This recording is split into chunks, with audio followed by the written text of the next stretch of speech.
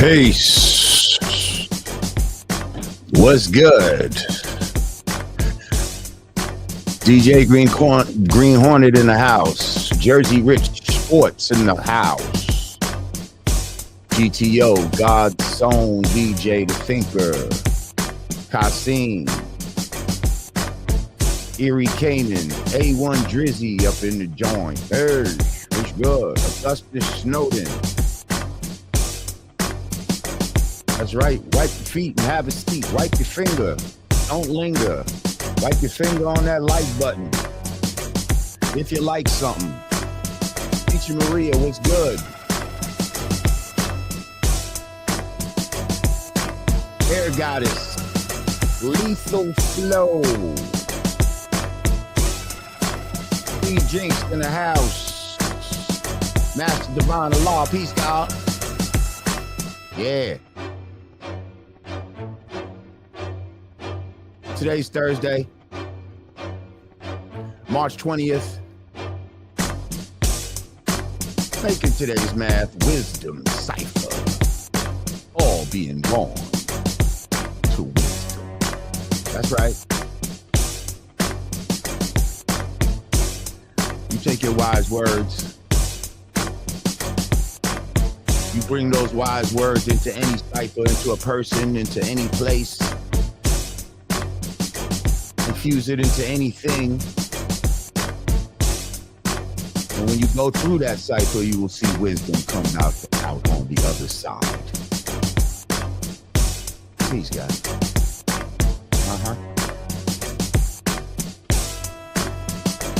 Yeah. Enjoy your dinner, Teacher Maria. It's all good. Big Frank, what's good? Peace. Yes, the Lord has landed. I am here for thee. Peace, peace, peace, peace, peace. Welcome back to the God Pod with Lord Jamar. I am Lord Jamar. He is I and I am him. Have you been, people? I'm great. I'm feeling great. Truly Zambian in the house. He said, Salam, it's the final days of fasting. Stay strong. That's right. Shout out to everybody who is partaking in Ramadan at this time. Ramadan Mubarak to you.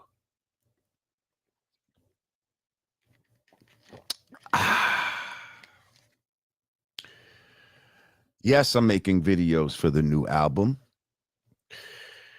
Lethal Flow. He said, are you making any videos for the new album?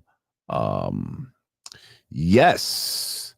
Actually, that's part of the making of the new album is in conjunction with the songs. I intend to damn near make a video for every song of which I will be directing the videos. Oh, shit. Oh, shit. You're going to direct your own videos, Lord Jamar? Yup. Are they going to be quality? You wait and see. You wait and see. Troy said, I love the God Pod and Doggy Diamonds TV. Yup. Yup. I concur. Shout out to my brother Doggy Diamonds. Love that brother. Y'all make sure you support him and support his channel.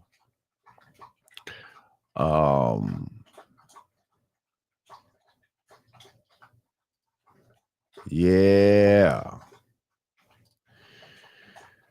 Let's get all the little negatives out of the area. So how y'all feeling? I'm feeling, you know why I'm feeling great, man? I'm not gonna front, man. I've been in the gym, man.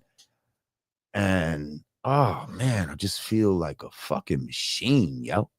You know what I mean? I just feel like a fucking machine right now.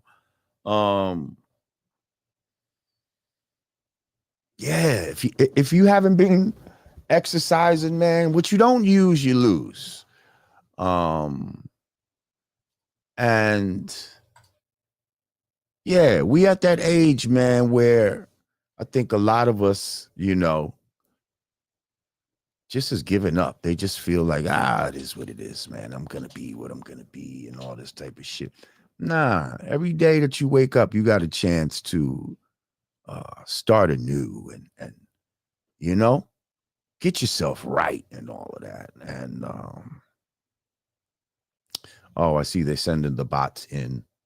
They got them. They got all the bots saying the same shit. Okay, it's cool. Um, Moderators, you know what to do when you see these fuck tards trying to disrupt the set. Just get them out of here. Um, yeah, so anyway, I love y'all, man. I want you to be around. So listen, I encourage y'all to get out there. I don't care if it's calisthenics, lifting weights, um, plyometrics, uh, ladies like to do Pilates, whatever the fuck you want to do, man. Get on the treadmill, do something, man. Move, man. Move. Get ready. So, well, be ready so you don't have to get ready. That's the saying right there. Be ready so you don't have to get ready. Yes, yoga is great. Whatever floats your boat, man. Just move, man. Because lack of movement is death. Okay? Lack of movement is death. Homie said, Mar Dizzle said, I try to get 6,000 steps in daily just walking. There you go. There you go. Because a lot of people just sit in front of a desk all day and then they go home and sit on a goddamn couch in front of the TV, or they lay up and, they take the Uber from there and there, or they drive, or they get on the bus, One thing I could say, when you go to Europe, a lot of what you see over there that you don't see in America are bicycles. Them motherfuckers are some bike riding motherfuckers in Europe, yo. They ride a lot of bicycles out there. Yeah. Which in turn you can see, how it translates to the physical of a lot of the people over there. They're not all obese like Americans and shit like that. I mean, I'm sure they got them over there, but it ain't like over here, yo. Mad people will ride a bike somewhere over there. And they been had bike sharing and all that shit way before we had that. But it seems like, our people don't really,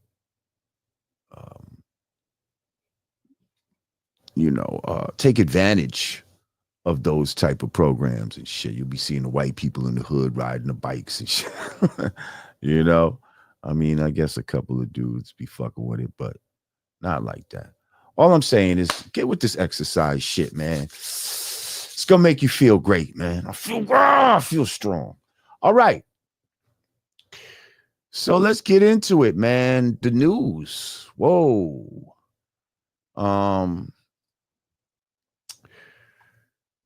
LA Crips leader and music exec Big U arrested by the feds for a slew of mafia-like crimes, including, here we go again, human trafficking. Now, what's all this human trafficking shit? It's ironic, right? And I don't know, this just popped into my head, but it's kind of ironic that Black people nowadays are getting charged with human trafficking by white people. When their whole claim to fame is supposedly that they trafficked us from Africa to America. Yeah. And now they're saying that we're the traffickers, actually. It's kind of funny. But anyway, So I'm reading this. This is from the New York Post that I'm reading. It says a music bigwig who helped launch Nipsey Hussle's career and was lauded as rap's quote unquote godfather, has been accused of running a mafia like criminal enterprise involving unaliving people, human trafficking, robbery, and extortion on the streets of Los Angeles. Eugene Henley Jr., known as Big U in the entertainment world, was one of 18 members of the Rolling 60s neighborhood Crip street gang charged in a sprawling federal racketeering complaint, the U.S. Attorney's Office said Wednesday. Henley has maintained the image of an entertainment industry entrepreneur running a music label and of somebody who gives back to the community here in Los Angeles, U.S. Attorney Joseph T. McNally said while announcing the indictment. The facts alleged in the complaint paint a very different picture. It is one of a murderer, a thief, a liar, and a cheat, and the criminals that enabled him. The 58-year-old, an alleged longtime leader of the notorious Crip gang, is accused of running the vast criminal operation dubbed the Big U Enterprise, like a mob boss, the complaint charges. Henley, who turned himself in late Wednesday after initially being listed by the feds as a fugitive, posted a video on Instagram before his surrender, slamming the charges as bullcrap and straight trash. He is suspected of being behind the 2021 slaying of aspiring rapper Rayshawn Williams, who was signed to his recording company, Unique Music, the Fed said. Williams was allegedly shot and unalived by Henley after the budding rapper recorded a diss track about him at a Las Vegas studio, prosecutors said. The victim's body was later found dumped in a ditch off Interstate 15 in the Nevada desert. Henley also allegedly used his stature and long-standing association with the Rolling 60s on the other street gangs to intimidate businesses and high-profile individuals dating back to 2010, according to prosecutors. Not only did the enterprise expand its power through violence, fear, and intimidation, but it also used social media platforms, documentaries, podcasts, interviews, and Henley's reputation and status as an OG, original gangster, to create fame for and stoke fear of the Big U Enterprise, its members, and its associates, prosecutors said.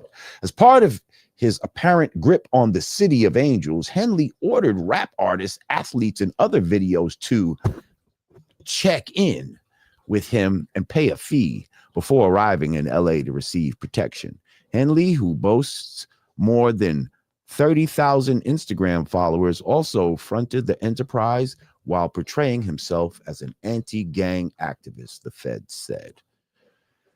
Oh, damn. Goes on.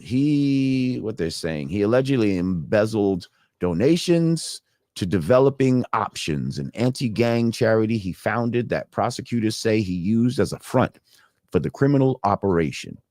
Through the charity, he allegedly embezzled large donations from celebrities and NBA stars, including Draymond Green and Lakers legend Shaquille O'Neal, into his personal bank account, the complaint states.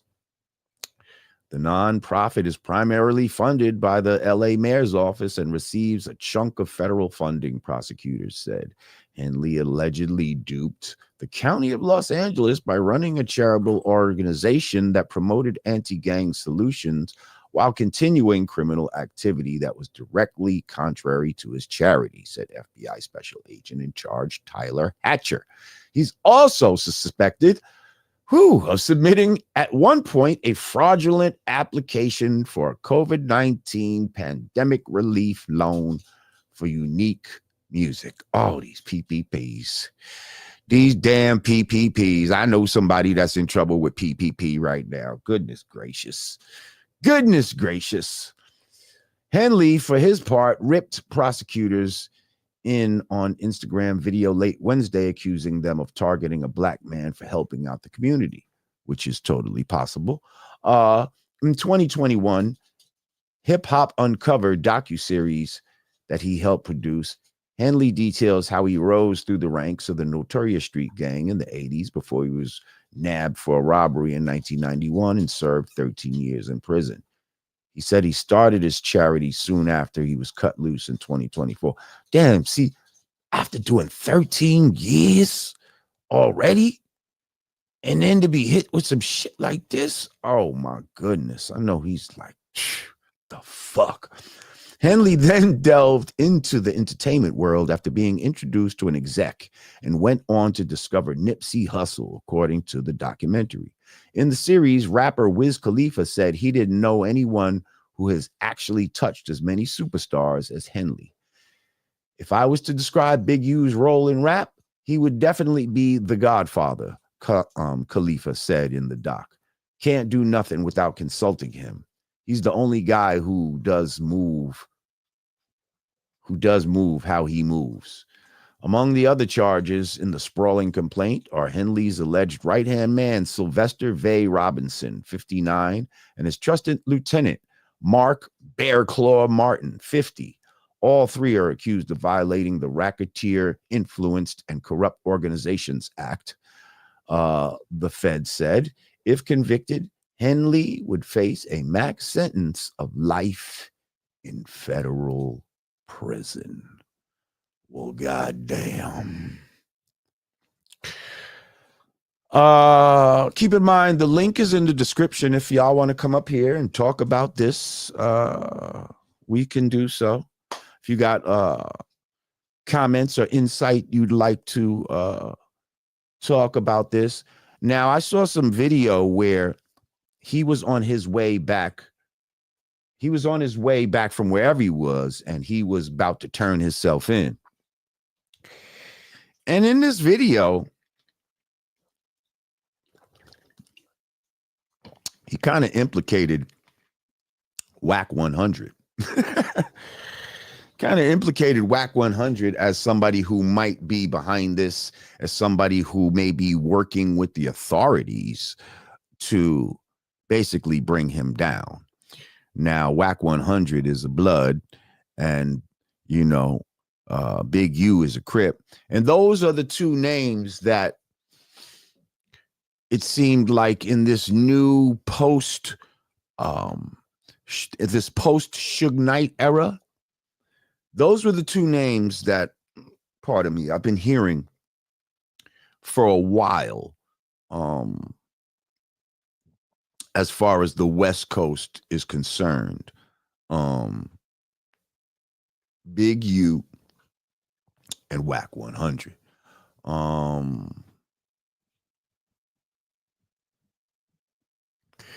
Something tells me, you know, after Suge Knight was gone, I think there was a power vacuum that happened, and I think a couple of gangsters rolled up in there and filled that spot quietly, and then somehow started getting known. A1 Drizzy said, Lord J, do you know Wack 100? No, I don't know Wack 100 or Big U personally, although I have spoken to Wack 100 on the phone one time.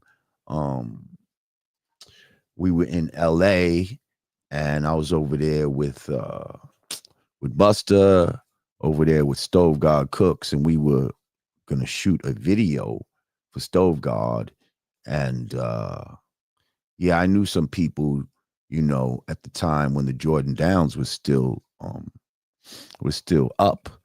You know, I knew people over there, and we was gonna go over there and shoot the video, and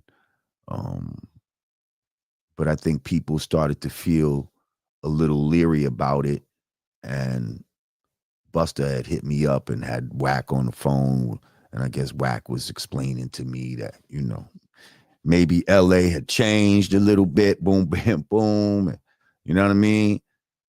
And I let him know who my people was over there, and then he was like, yo, I'm gonna get back, you know, he said he was gonna get back to Busta, blah, blah, blah, blah, blah, and whatever, we ended up changing the location. But later on, when I seen Busta, he was like, yo, I talked to my man Wack. He told me he found out about your man. He said, yo, your man is super official. I'm like, I told you, bro. Like, I wasn't gonna have a whole fucking camera crew go over there if I thought some shit was gonna happen. Like if I wasn't 1,000% sure we was good, type of shit. But anyway, that's the only time I've ever had any interactions with Wack 100. I just see him on the internet a lot, you know. I definitely see him doing a lot of different interviews and, you know, just you know, making his opinion known on a lot of different things. And it seems like he's, you know, he's got his hand in a lot of different stuff, just like Big U seemed to have his hand in a lot of stuff. So what do y'all think about this, man? Like, because, you know, in his videos that I was watching, you know, he's definitely painted the picture of they don't want a black man out here doing nothing positive, you know? And I say that could very well be true. That could very well be true. But what they saying could be true as well. See, two things could be true at the same time.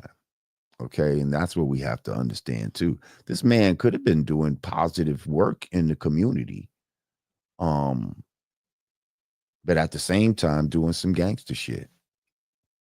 It's possible. Yonkers in the building, 914. I see you.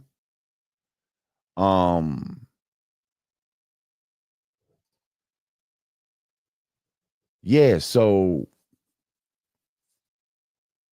like I said, both things could be true. I don't know. You know what I mean? I don't know. I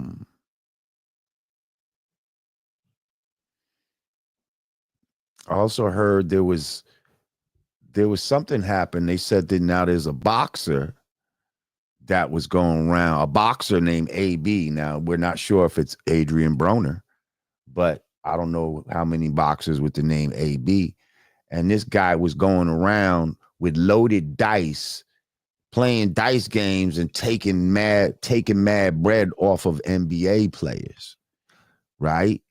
So I guess some of these NBA players found out that he had the loaded dice, and they went to Big U. And Big U's like, all right, I'll get y'all bread back, but all of y'all got to pay me, you know what I mean? 100,000 per transaction type of shit. So he went and got their bread back, and they had to pay him the fee. You know what I mean? Some, you know, that's the type of shit he was doing for people, you know? And I could see that. I could see that being a easy lick for him, you know? But yeah. Now, all this other stuff about unaliving people. First of all, the dude that they said he unalived out in Vegas, apparently they're saying that was his artist. And I don't know, something about the artist was fucking up with the studio time. And I guess Big U checked him about that. And then the dude had the nerve to like record some shit and put a line in there like about Big U or some shit. And this is the guy that's paying your studio time and all that. It's the guy paying your studio time. And I mean, not that it's, you know, justification to unalive the young man, but, you know, I'm sure with somebody who has like a narcissistic type of personality that was like appalling, you know, like, what? Motherfucker, I'm paying your studio time and you gonna put a line trying to diss me in a fucking song because you mad because I corrected you or whatever the case may be. Yeah.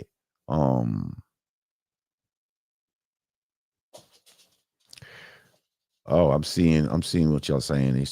Y'all saying they say his DNA was found under his nails. See, I didn't hear all of that.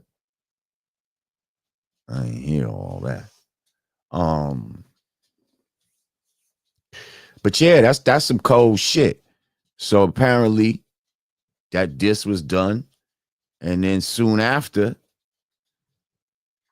The young man was found in a ditch off the damn highway in Nevada. Damn, he's a cold piece. He's a cold piece.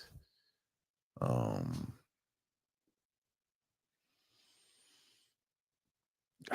mean, what do we think about people that just can't leave the streets alone?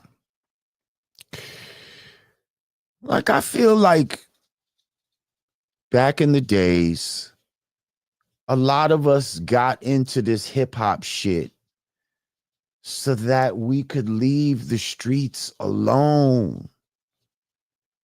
So that we could still be cool and fly without having to worry about the police and shit like that. That you can move around and drive around, and if the police pull you over, I ain't got no bricks in my trunk or no shit like that. I'm not worried. I'm not worried. Like, getting into this music shit was to take away the anxiety, a lot of the anxiety that just goes with being a black man in America. And some of this anxiety we bring on ourselves trying to be on some gangster shit, on some street shit. So when we have the opportunity to do other things and to make money in legal ways, why do so many of us feel the need to like cross-pollinate the two worlds? You know? Cross-pollinate the two worlds and yeah, I'm gonna do this legal shit, but then now I could even do more street shit because this legal shit is funding my street shit. I wasn't able to have, you know, niggas didn't have bread to buy. Some dudes didn't have bread to buy keys and shit. I'm not saying people like Big U, but I'm just saying certain people, they probably always wanted to buy bricks, but they didn't have that much money at one time. Now that they're a celebrity, ooh, shit, one feature, I could buy me a brick. I could buy me a couple bricks with that. Ooh, let me see what that feels like. Come on, man. Stop it. Stop it. We don't have to keep doing this street shit. We don't have to keep trying to feel like, you know, and especially when you're in your mid 50s and come on, man. Why are you doing shit that's risking your life, the rest of your life in jail? Like, it's not fun being a young man in jail. So imagine being an older man in jail. Truly Zambian said, if dudes are in their 50s and 60s, damn near old age pensioners, and they're still hugging the block and playing the thug, they need to be separated from the rest of the black community. Yeah, I hear you. I hear you. I hear you. You're right about that. You're right about that. Because this shit is ridiculous. Like, I don't want to be I don't want to be hanging in nobody's lobby like I used to hang when I was young, or I don't want to be in front of nobody's bodega sitting on a fucking milk crate and shit like that, like shit hurting my ass. Like, come on. You want to be comfortable. And you damn sure don't want to be in no little ass cell, sleeping on no goddamn cot, fucking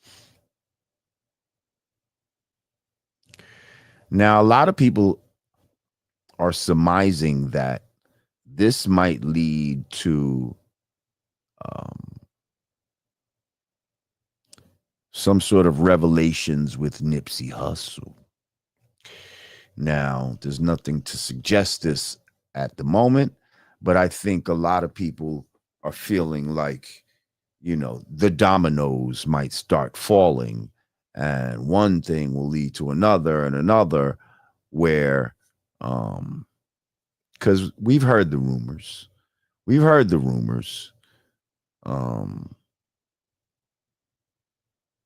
That, Big U, maybe him and Nipsey got into, maybe they had a problem and maybe things happened, so we don't know. We're going to see what this federal indictment, and this is federal, so we're going to see what this federal indictment holds. Petty Pendergrass. What's good, my brother? Now that looks like a AI image. Is that a real image of you? Because that kind of looks like a very like advanced AI avatar. But thank you, Petty. I appreciate you.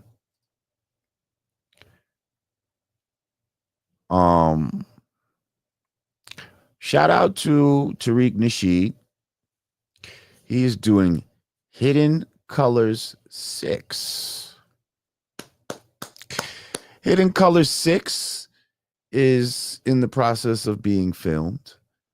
And yes, once again, your brother, Lord Jay, has been called to add on to the, to the wealth of knowledge that is, being shared in this movie, and I'm happy to be a part of it once again, and I'm flattered to be amongst a lot of the prestigious scholars that he brings on to be a part of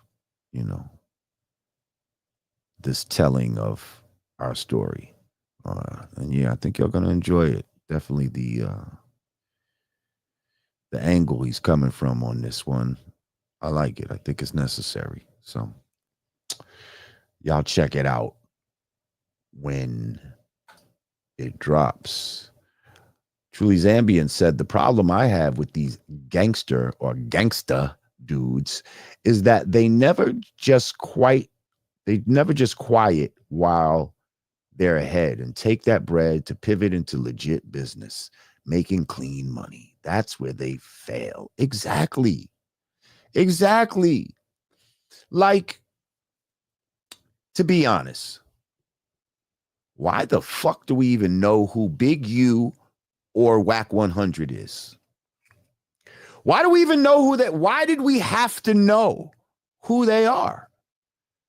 Why they couldn't just be getting money quietly in the background, making moves in the background? See, it's all of this desire for fame and facial recognition that causes a lot of these problems too.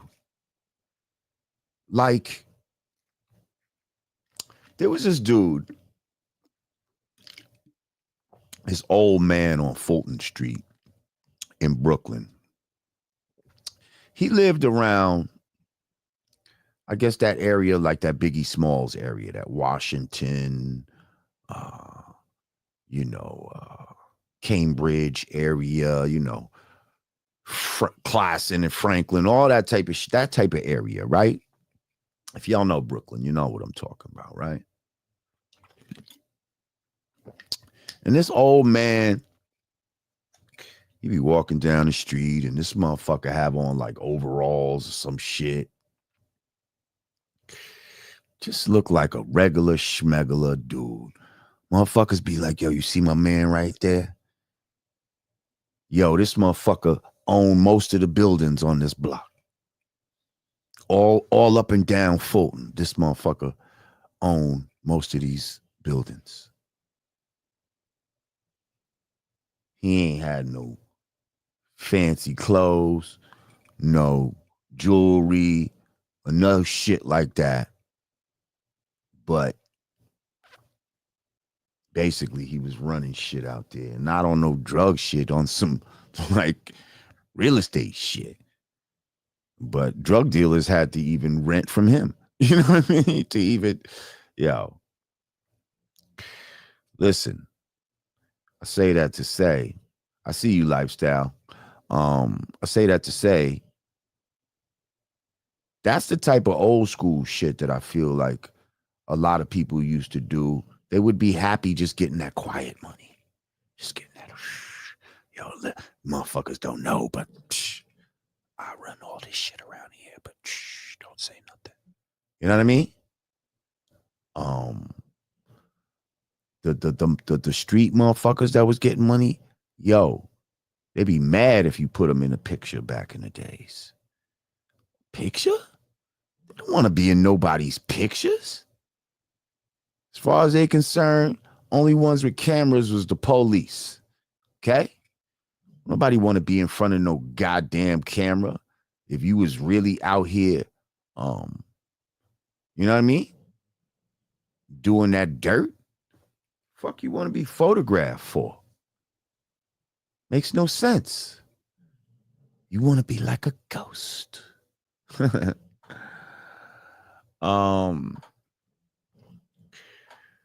Lifestyle child. What's good, brother? What's going on? Can you hear me? I can hear you, lifestyle child of God. How are you, brother? I'm doing good. Shout out to the God himself, Lord Jamar. I've been following you since I was a young jet. Love the Okay. music. Love the music. I don't care what nobody say. Your position in hip hop is a staple. You know what I mean? And whatever people got to say, all the people, the Fat Joes and all them, whatever they got to say, Yeah, man. You know what we're I not mean? we're Because not you worried a about what staple. other people say. We know our own self-worth and we know who the fuck we are out in this world. So that's all that matters, okay? Yes, sir. Um What I was gonna say is that I think that people in America, we tired of folks coming home thinking that they supposed to get some type of shine for the injustices that they do to their own communities. Like, look, mm, speak on it. we we build platforms based on killing our own people. You know what I'm saying? And that's just disrespectful. And that's why these other nations, when they come over here, they don't respect us either, because they might off their own people on some this and that, but they not doing it like we doing it, in the sense of like, we got to stop selling drugs to our people. Weed, I mean, we gonna smoke weed, but like the hard drugs and the fentanyl that's killing our people, and then these drug dealers, they come home and like, yeah, celebrate me. Like, nah, dude, you was out here killing folks and you made your money. You did your time. You ain't learned your lesson. The whole Big Meech thing, right? The same thing with Big U. But I think that comes from prison lifestyle as well. Like, they might have been big, and I don't know, but they might have been big in their prison yards, Big U, Big Meech, whatever. And if that's the case, they might feel like they're infamous, right? Like they got that Napoleon complex. Not that they short, but that they ruled the world at one point. They're gonna rule it again. You feel what I'm saying? And they're gonna go back down the same avenue that they established themselves from the past. But I think us as a people, we saying, nah, bump all that. We don't want no parts of that. And as we get on code as family, as FBA family, we like, yo, like, we just not doing that no more. You know what I'm saying? We coming up out of that. And I think God sees that too, the higher power. He see that and he be like, man, what? You was just down for 30 some years. You ain't learned your lesson?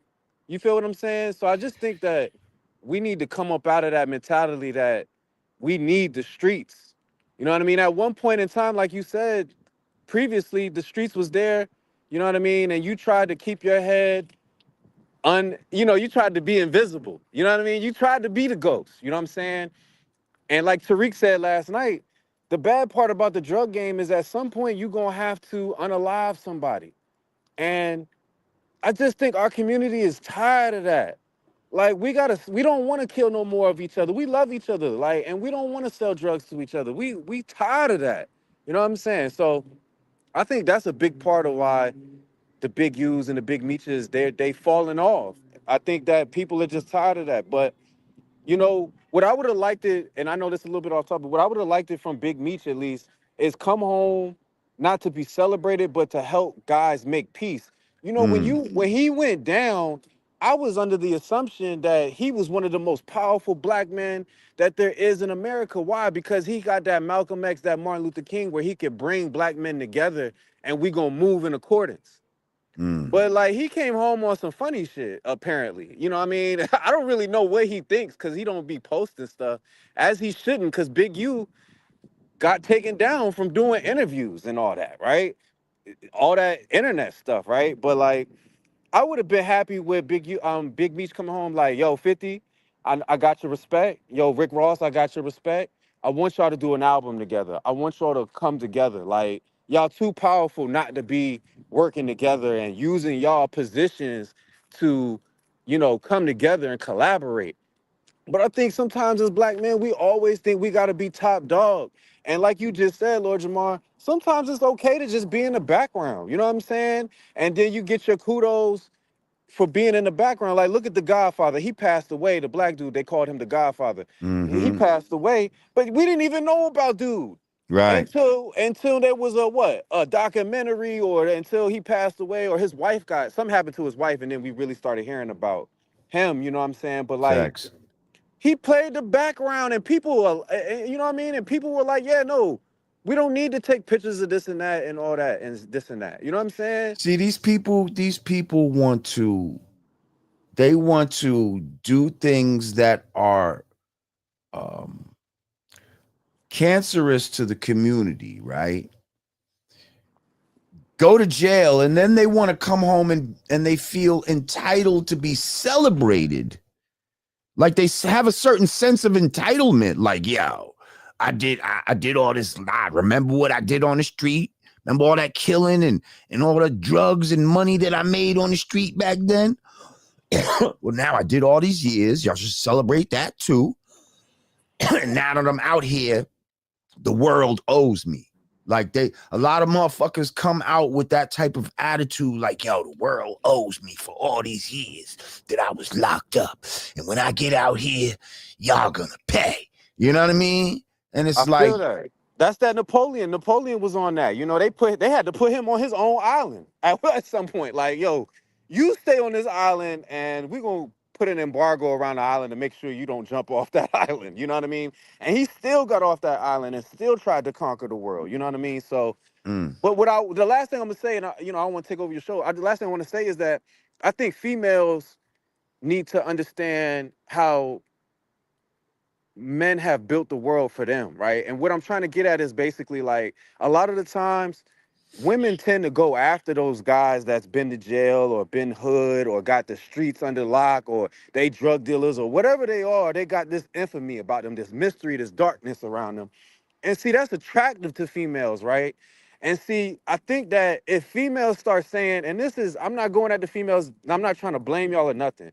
What I'm saying is that if y'all took it to yourselves to think about, like, hey, if we start saying we don't accept that type of culture no more, then brothers won't be out here selling drugs or trying to be the biggest and baddest or unaliving each other. I think that women need to say to themselves, like, yo, we hold a position of controlling the culture, and that we don't accept, you know what I mean? We don't accept this type of behavior. You know what I mean? We're not giving dudes the time of day that participate in this type of behavior. I don't think that that's ever going to happen.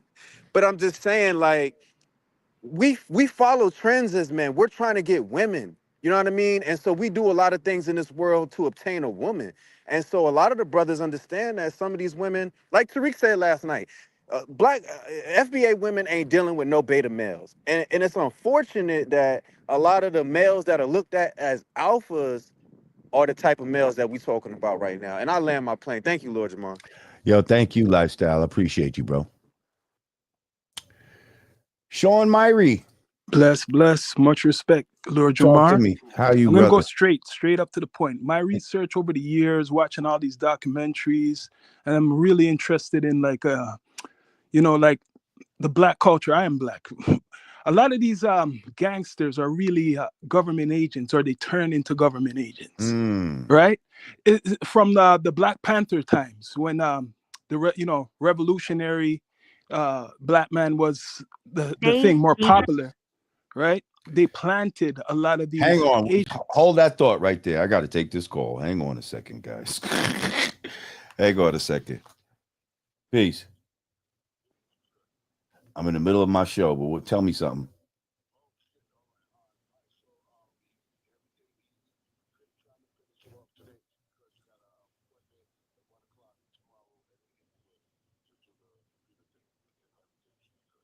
Okay, beautiful.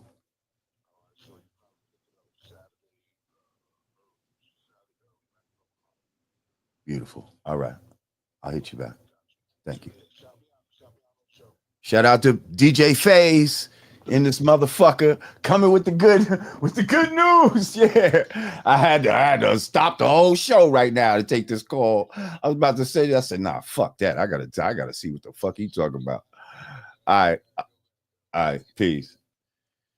Fuck that. He got a message about my truck, man. I had to All good, brother. I had to take that. Okay, pardon me for interrupting you. Continue, sir. So my research is, when you see like a lot of these like gang leaders, like the Crips and the Bloods, because I done my research on them, you see them in jail for like 20, 30 years, and they're controlling like thousands of men on the street. It has support of a lot of government agents. And this boils down to even the hip hop industry, where I don't want to go too far with Tupac and Biggie and the cops who are behind with Suge and all of that stuff, right? That's another story. But a lot of these gangsters would not survive without the government, and it's linked with the mafia, because the mafia is the government, right? Themselves. I'm going to talk about the Italian mafia.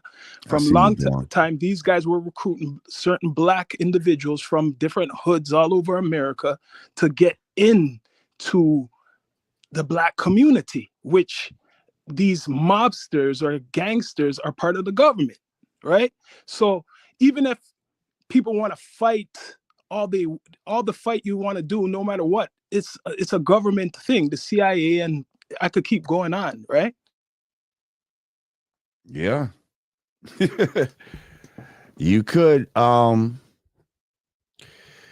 I think certain things start, man, and then it gets co-opted, It gets co-opted, man, and it's hard to, when an organization gets to a certain size, it's hard to know who's coming in your ranks and all that type of shit, You there, Sean? Okay, Sean, I no longer hear you. I appreciate you. Thank you, Sean. Shout out to D Hamilton. Okay, I see my brother in the house. We got to bring him up here. I know he got something deep to say about whatever. Ladies and gentlemen, let's bring our brother and friend to the show, Dwann B, to the stage. What's good, up, kid? man? Man, I'm glad to see you touched on this topic, man, because as the two callers ago made a good point about, FBA being tired of these people representing us, and when you see the whole Big U situation. I remember when Nipsey died, it was phone calls happening within 5 minutes before his body was cold, with his name getting brought up in it, because of past interactions. And he's somebody, both things are true. He's done a lot of good. I'm never going to deny the good that he's done. He's done a lot of good. But it's one of those things. What good is you handing me a turkey if you're giving me poison along with it? And he's also done a lot of harm. People who film out here, from those of my comedy friends that film sketches and stuff, his people, they see people filming comedy sketches and stuff, camera equipment out, and they holding them, shaking them down for the camera equipment. Shakedown City. And so, in a lot of ways, it was some good, but it was a hell of a lot of poison. And his tentacles go far and wide. And so this whole thing with all this gangster situation, I'm glad that brother made that point a little earlier, because we are tired of it. One of the biggest misconceptions about LA is LA's a gangster city. No, it's a handful of gangsters, a fuck ton of wannabes, and everybody else is just minding their own business, and we affected by it. I'm born and raised in South Central, right in the middle. I'm not one of them outskirts of town niggas. We was on our bikes watching Boys in the Hood get filmed, you know? Right. And so it's way more of us regular cats who don't want nothing to do with banging than it is banging. You know, just like we gave the world gangster rap, we also gave conscious music. You know, we also have jazz, like in that same area where Big U is. You know, the biggest names in jazz right now come out that same area. Kamasi Washington, Terrence Martin, Thundercat. These cats that are laying the best virtuosos on the planet come out that same area, and all of us don't bang. So I think it's sort of a referendum on that whole banging lifestyle. And most of them niggas live in Palmdale. They live like what? They don't even live in the hood. They live in the outskirts. They live in like y'all. I'm getting on the internet running their mouth and like, dude, I was just at that store 5 minutes ago. I didn't see you. First of all, isn't Big U's son a professional football player? Yeah, he played for the Chargers out here in L.A. Which means that the young man went to college and all this type of shit. Yes.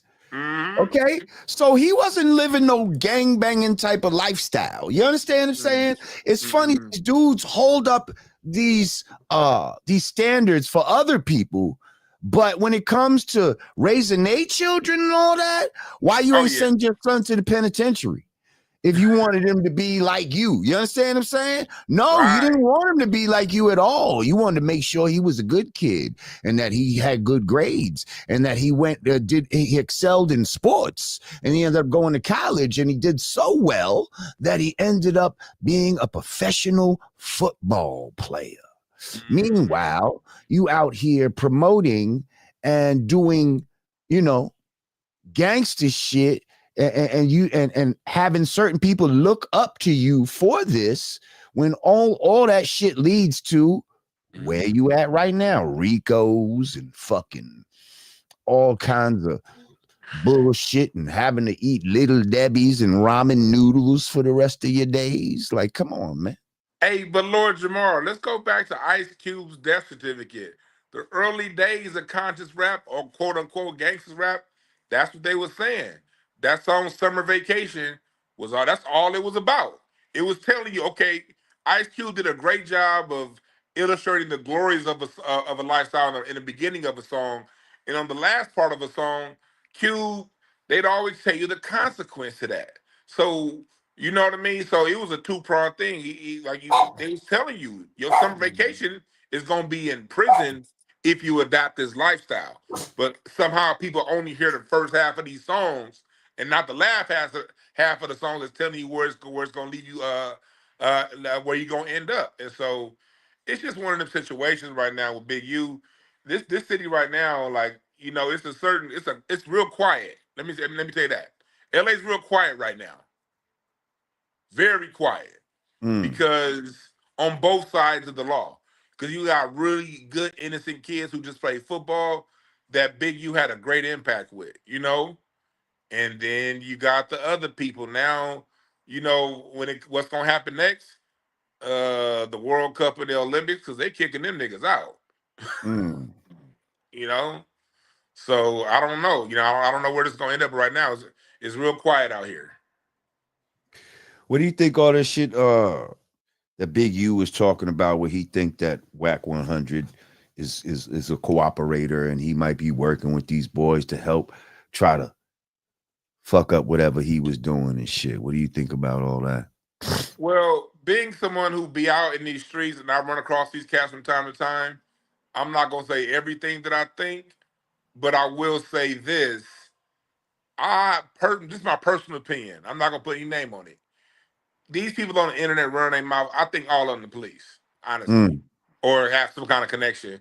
One thing about the LAPD and the LA County Sheriff Department, there's a lot of documentation. You see how they get down. You know what I mean? You see the interconnectedness between the Midwest and other places actually have mafias and stuff like that. The mafia in LA is the LAPD and the Sheriff Department. That's why the mafia doesn't exist here, because the mafia exists through our police departments. And don't nothing happen big on the streets without the mafia knowing who is who. And if the mafia is the police, you add up 2 and 2. That's all I got to say to that.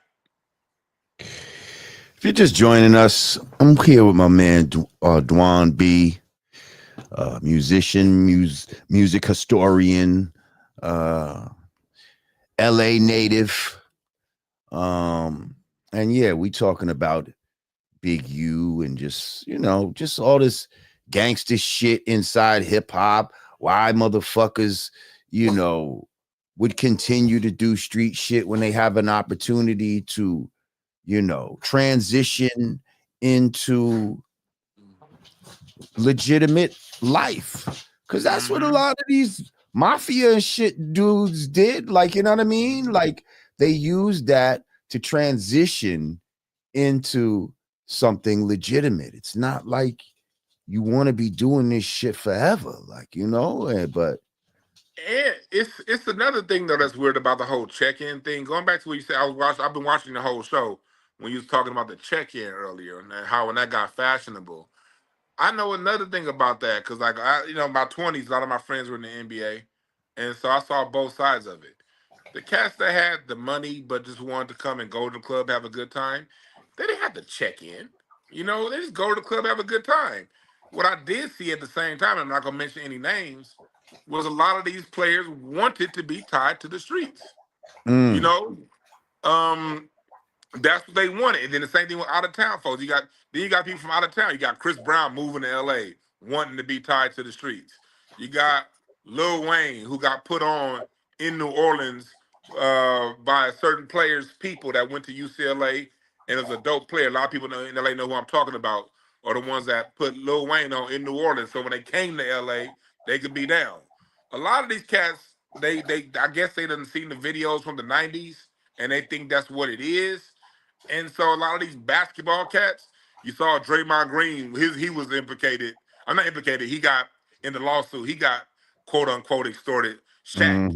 When Shaq was in LA before the championship run, when they were in the late 90s, Shaq was trying to be in the streets. It'd be funny watching him be on the news, be on TNT today. Black people got to get our stuff together, and he has his glasses and he puts them up. Nigga, you was the rich dude, and you was the rich goofy dude in '98 trying to be down with all the street cats, and you got ran out of LA allegedly because of what you was doing out here. And you see that a lot. You see the people who ain't got no business being tied to the streets looking for that. 50 Cent in the song Window Shopper talking about when he get off the plane in LA, he want to stop at Watts. Why? It ain't shit in Watts. And so it's this thing where people just it's this lifestyle that the 90s movies and music glorified that on both sides. You got people who can get out, go business wise to get out, but they want to get connected to the streets. But you also have the athletes and entertainers who want to feel like they're down, and now them is the ones being required to check in because y'all doing too much. Instead of just going over here, Kobe never had to check in. A lot of people never. If you ain't with that, one thing about LA, whatever you down with, people respect. If you ain't down with it, that's one thing I will say about the street cats out here. Those of us squares like me, who was born and raised here, if you wasn't down with it, you wasn't down with it. No one forced you to be down with it. But right. if you wanted to act like you was down, somebody's checking your temperature. Facts. Thoroughly. That's what it is. Thoroughly. Yes. Hang on. Let me shout out to my man Hayes Mahdi.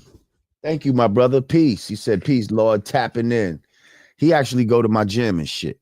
Yes, he could rap. He from Staten Island. He dope. Yeah. I think I'm gonna hit him with some heaters. Fila speaks. Thank you. He said, Lord Jamar and Dwann B. Protect these two brothers at all costs. Keep up the great work, gentlemen. Why, thank you, Fila Speaks. I appreciate you. Michelle Williams, thank you. Said, peace, Lord Jamar. I'm loving this episode. I'm from Newark, New Jersey. What can I do to help or elevate my community? How about not support the fuck shit? How about not fucking glorify the gangsters in your community that come home and act like the community owes them something for doing gangster shit when they left? That's something small we can do. and spread that sentiment around. you know. But you got the, I think I'm Big Meech, Larry Hoover, you know. I still don't fully understand the Larry Hoover thing either. Like everybody's Larry Hoover, come home. Like, was I Larry don't get Hoover a that. positive guy or was he doing some gangster shit? Like they acting like Larry Hoover was fucking Huey Newton or some fucking body. Like, and from what I know, he was down with some Chicago gang shit. Like, so why are they free Larry Hoover? Larry Hoover, like, that's another instance. Like, what are we talking about here? H. Rap Brown is still locked up, but they talking about free Larry Hoover. Thank you. Thank you. Right. You know how many Panthers, not even just him, there's still Panthers that's locked up since then. That like lesser known Panthers. Like, come on, B. Like, Sundiata Acoli, people like, come on, man. Oh, we just lost a brother. So yeah, Michelle, just not supporting the bullshit. But thank you. Appreciate you. Heck 9 in the motherfucking house. He said flat power. Thank you, brother. You know what it is. I think Dwann is gonna come back, but here he is. Hang on. I see you, Real Petty. I'm gonna get you in. Hang on a second, Real Petty. Pardon me. Yeah, so what was you just saying something, or was I talking when you left? Yeah, you were talking when I left. Yeah. Forgot exactly what I was saying, but I know I was telling Michelle, just don't support the bullshit. Like, yeah, don't support it like we that. don't owe these motherfuckers nothing for what they did in the past and all that dumb shit. Like, and like to Michelle, like there's a silent majority of us who've never been down with it. We just had to go along to get along because we ain't got the muscle. And a lot of the, and just to tell you the honest to God truth again, I'm not implicating nobody. I'm not mentioning no names, but like all these niggas is tied. Most of these cats is tied to the police. Most of them, especially if they're prominent. You know, this city is this city is very gangster. And I remember I got family members that are cops, and they tell me all the time that we wouldn't solve nothing without informants. Our informants are the reason why anything gets solved, and they know everything going on, and they usually know in less than an hour who did it, where, and how to get it. That technology is so good on how to get people. So when you see these people gangster, but they still live in the city and they roaming free, you should have your antennas up. But we tired of these cats. You know, we tired of them being the voice of LA. You know, but I love the city too much for these degenerates to be the face of my city. You know, and because we have so much more. now, Dwann, do you want to just hang out with me today? Like, Yeah, I hang out. you got I some hang shit out. to do? Okay. And I ain't got to go. Okay, so let's I want to bring up the real Petty Pendergrass. I like his name. And then after this, I think we're gonna shift gears and we're gonna talk about Kanye. But Petty Pendergrass, what's up, Petty? What up, though, big dog? Can you hear me good? Yeah, I hear you, bro. How you? Where you hitting us from, man? Man, I'm down here in Atlanta, but I'm by way from Detroit. I see your Lions jacket and all that. So yeah, I kind of felt like, you know what I'm saying? I'm yeah, all the way. I see you. I stick to my guns. I don't switch codes when I move to wherever I move. Good you know for what you. I'm saying? Yeah. So let me ask you real quick. I'm not even sure what you might have wanted to say, but let me ask you as somebody from Detroit, what do you think about the glorification of people like Big Meech, you know, when they come home and Big T and all that? Like, is that something that y'all city should be proud of? The fact that they, you know, made y'all city known for dope and crack and shooting and, you know what I mean, and balling out, I guess. Like, is that a thing to be prideful of? I mean,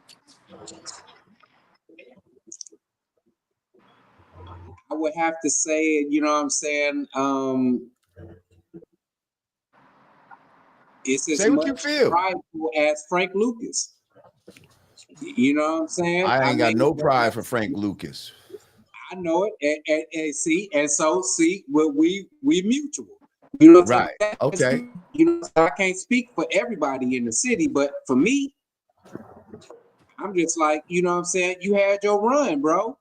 You know what I'm saying? You went to jail. You know what I'm saying? You come out. You know what I'm saying? You were supposed to just work it status quo.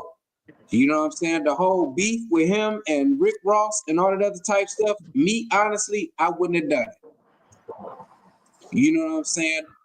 I would have had to eat the struggle sandwiches. You know what I'm saying? Until, you know what I'm saying, the things can resonate. It's 1,000 things you can do out here to make money other than just rubbing elbows with your enemy. I mean, not your enemy, but the person who, you know what I'm saying? I mean, like trying to help your family, who done put your like, son on and all of that. And yeah, that's what I'm saying. I'm like, your son is on and everything, and you, yeah, man. I mean, I ain't gonna say that he was down bad, but anybody out of prison is down bad. You know what I'm saying? And so that kind of like tarnished his rep with 50. I mean, for Little Meech. You know what I'm saying? So I mean that was kind of like a bad move for me. I mean, that I thought, but I pray for these brothers. You know what I'm saying? And I still will back them if they have something that's within my range and within my price range. I'll support them. You know what I'm saying? Because we all Black. You know what I'm saying? Everybody makes mistakes. You know what I'm saying? We all grew up in a certain urban areas, and we all been dealt with choices in life. You know what I'm saying? Whether they were right or wrong. You know what I'm saying? For me, you know what I'm saying? I still would support a brother that can try to pick himself back up. You know what I'm saying? That's just me at the end. But to support the whole movement and all that, nah, bro. Nah, bro. People done died and all that other type stuff. You know what I'm saying? And it's cool that you out and everything. And I hope, and what I'm hoping is that he do something different with his life. Like coach the youth to not do what the hell he did. Yo, Petty, I can't front. I keep looking at your jacket and I keep thinking, dun, dun, dun, dun, dun, dun, dun, dun, dun, dun, dun, dun, dun. Yo, Axel Foley. You Axel Foley jacket wearing.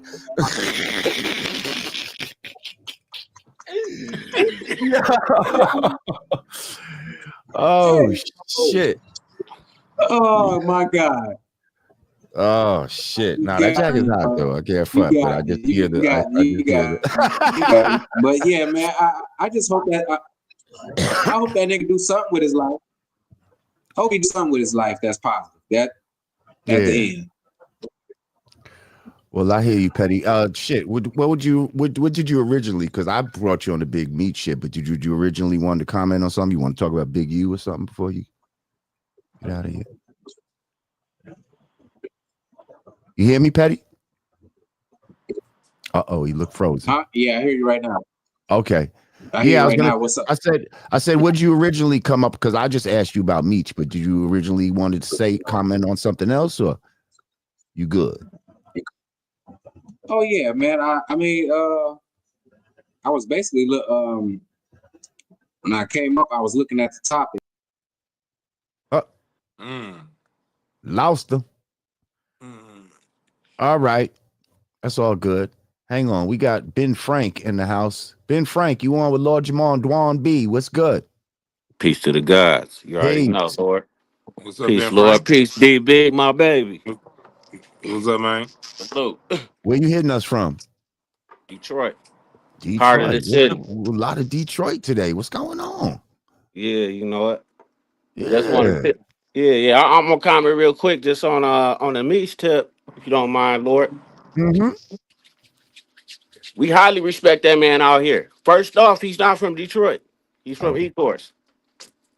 You know what I'm saying? Is that like a suburb of Detroit? Yeah, but it's still real out there. You actually, e-course though. Back when I was young, we used to get into it all the time. Mm. You feel me? So like, it was real beef. But you know, Terry and I don't know them personally, but I know people that grew up with him that know him from Pee Wee's. So Hmm. and he's solid. I ain't heard nothing bad about him from inside or outside.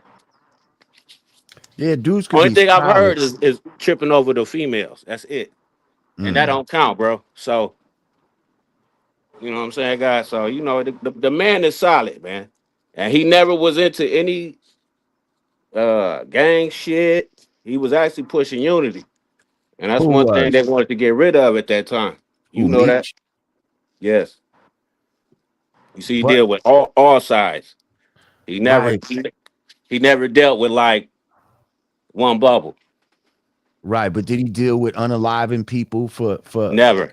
He's never been on no murder, none of that.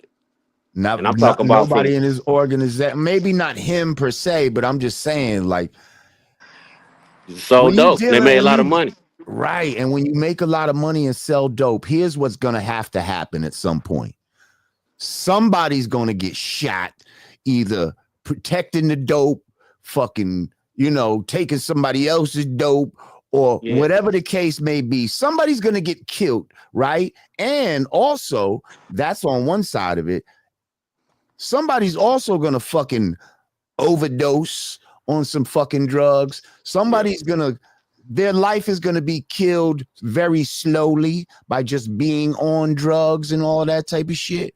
So Yeah. what I'm saying is all of that type of shit, you could be solid and all of that's a solid individual, but all of that type of shit to me karmically fucks you up bad. And I don't feel like we as a community should celebrate people that was doing that. I don't care how much money they made.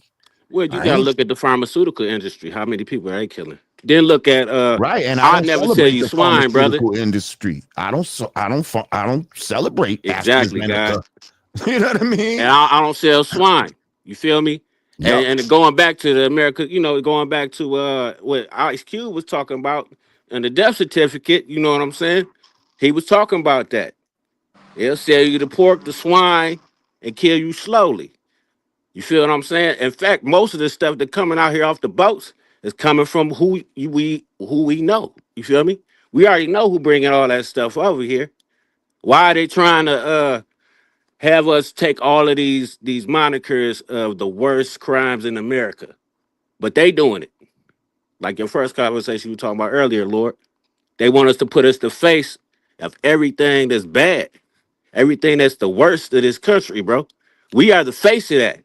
Right. And sometimes we willingly put ourselves as the No face. doubt. And No so doubt. we Facts, gotta man. stop doing that type of Yes, shit, sir. is what I'm saying. You know I'm what I with it. mean? We got a Fuck. body though. We Yeah. know what time it is though. You feel me? Like some people don't know the time and they need to listen. Right. Well, that's why it's our job to civilize the uncivilized, or at least Yes, make sir. knowledge born. Okay. Bring wisdom to the cipher, like today's math. You Mhm. Yes, heard? sir. But y'all appreciate you, Ben Frank. I appreciate y'all, man. It's all love and peace. No doubt. Peace. It's a point on that I wanted to make, Mm-hmm. Jamar, Go ahead. because I understand. Like my dad sold drugs. Before he said me being born is what stopped him. Back in the days before the gangsters got it. When it was more honor in L.A. But even he said it. It still ain't no excuse. You know what I mean? When it comes down to it, we do it because we have a set of skills that's not being applied appropriately, not having access to places to apply those sets of skills. When you sell drugs, a drug dealer is just as good as a CEO. So especially if you go as big as Big Meech, and Larry as big as they got, those are misapplied skills. But we went through it. I think it's on us now that we've gone through it. That first couple generations that did it, maybe they didn't know better. But now we 3 or 4 generations in. They can't see those of us who grew up in that world acknowledging it and celebrating it, having come go home concerts. Because first off, the drug dealing today, y'all ain't even making no money on selling drugs now. If you want to sell drugs these days, you might. I read something else like people selling drugs are making the equivalent of $25 an hour. You know, And so the first off, you don't even have the opportunity to even make enough money to break off and do what cats did back in the 80s and the 90s. That's number one. Number two, these are kids that have skill sets now with the internet. You don't have a job that's gonna get in your way. Say no, you can't make money doing that. On the internet, you can start making money as soon as you start making money. And so it's other avenues that we got to train our kids and point them in a direction to, and hold up new heroes, hold up different heroes. Because if you holding up doing concerts for Big Meech and Welcome Home and all this stuff, that sends a message to the kids that even when you go the wrong way, it's still going to be some level of acceptance when you come back. No, you need to be ostracized. These people need to be ostracized and made examples of. Mm, And that's just what it is. Because mm. I get the struggle, but just because it's a struggle, don't mean you capitulate to it. And it's like this romanticism with money that was money and jewelry that doesn't even exist anymore. Like they're thinking, oh, I remember the time I was in the club and Meech had on the watch that was so crazy with the fucking, he had this on and them niggas threw up about $200,000 that night. Like, okay, that was then, this is now. Where is that watch now? Where's that $200,000? Like he wishes he had all of that shit right now. It's But going to dry up. Right. And what I'm saying is, so what that you did that? That's in the past. Like, we're supposed to celebrate and keep celebrating the fact that you made so much money at that time and you partied more than most people partied and you got a bunch of broads. Like, is that what, like, just think about it. Like, what are we really celebrating? Because that's the part that I think that's the part that people want to look up to. They're forgetting all the drug dealing and all the killing and all this type of shit, talking about he didn't kill them. No, he definitely killed some. He unalived people in different ways, whether it was directly or indirectly. He unalived people with his ways and actions. But the thing that people celebrate about Big Meech and BMF is the way they was balling out, the way they spent money. That's what they want you to celebrate. The way they spent money in strip clubs and in regular clubs and, the bottles that they bought and they was doing this, almost on a daily basis. And, we're supposed to be enamored by that. And that's the thing that they want us to celebrate about him and make us feel like that's something to aspire to.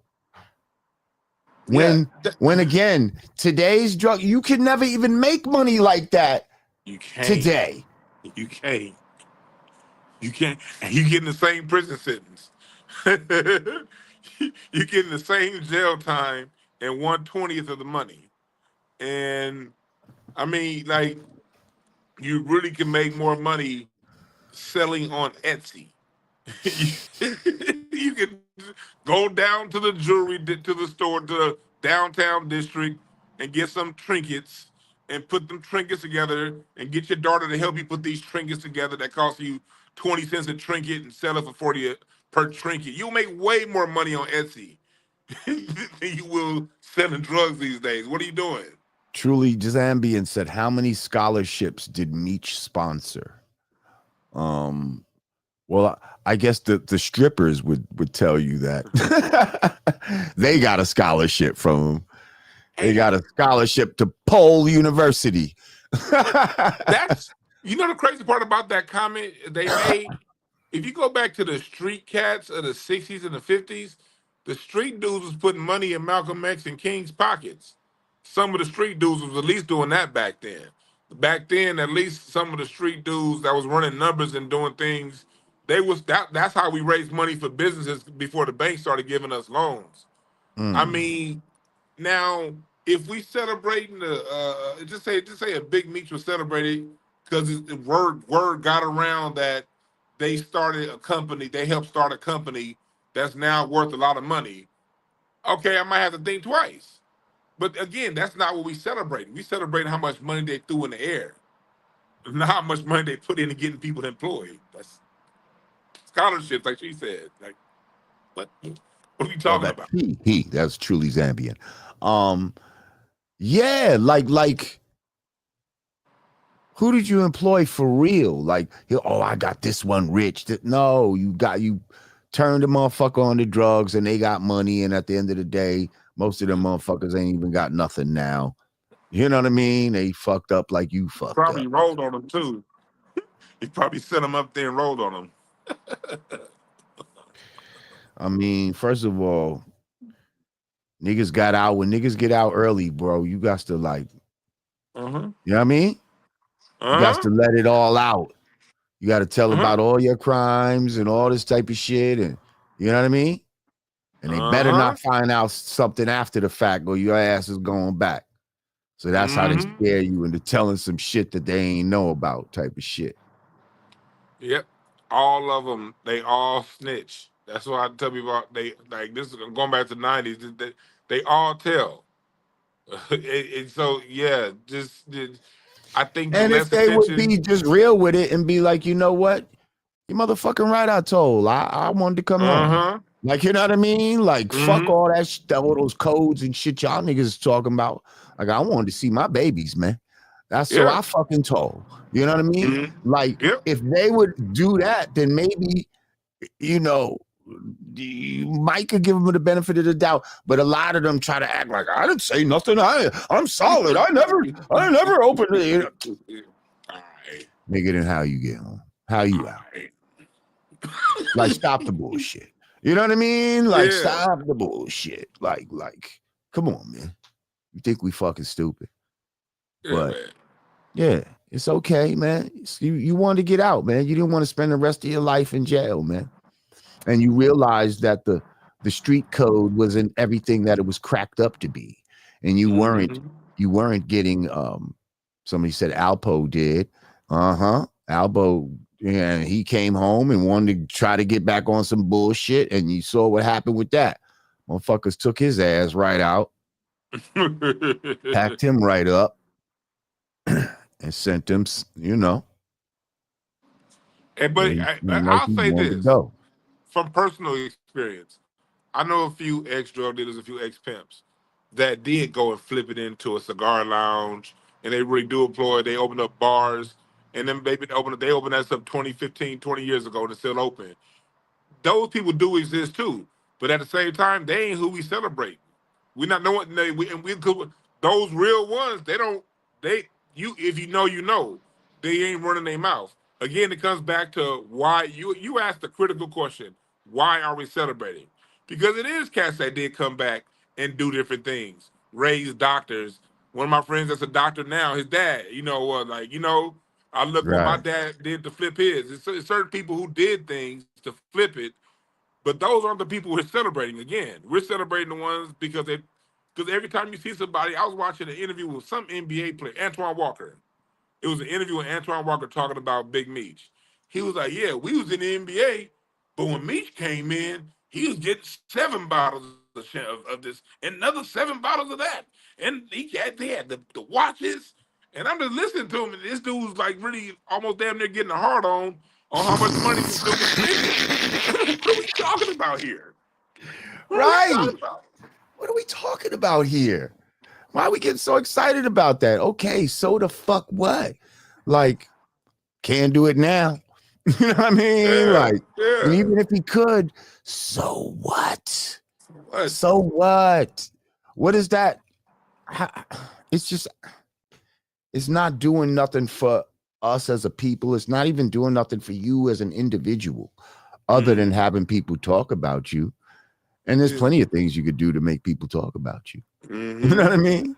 Mm-hmm. Um, Listen, before we switch topics, could you talk to the people real quick? I need to take a piss real quick. Oh yeah, go ahead, go ahead, go ahead. I'll be right back. Talk to the people. Uh, but I mean, I'm here with Lord Jamar.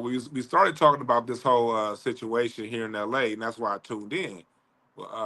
What's his name? Big U getting arrested. Just to tie a bow on that before he comes back and we talk about Ye.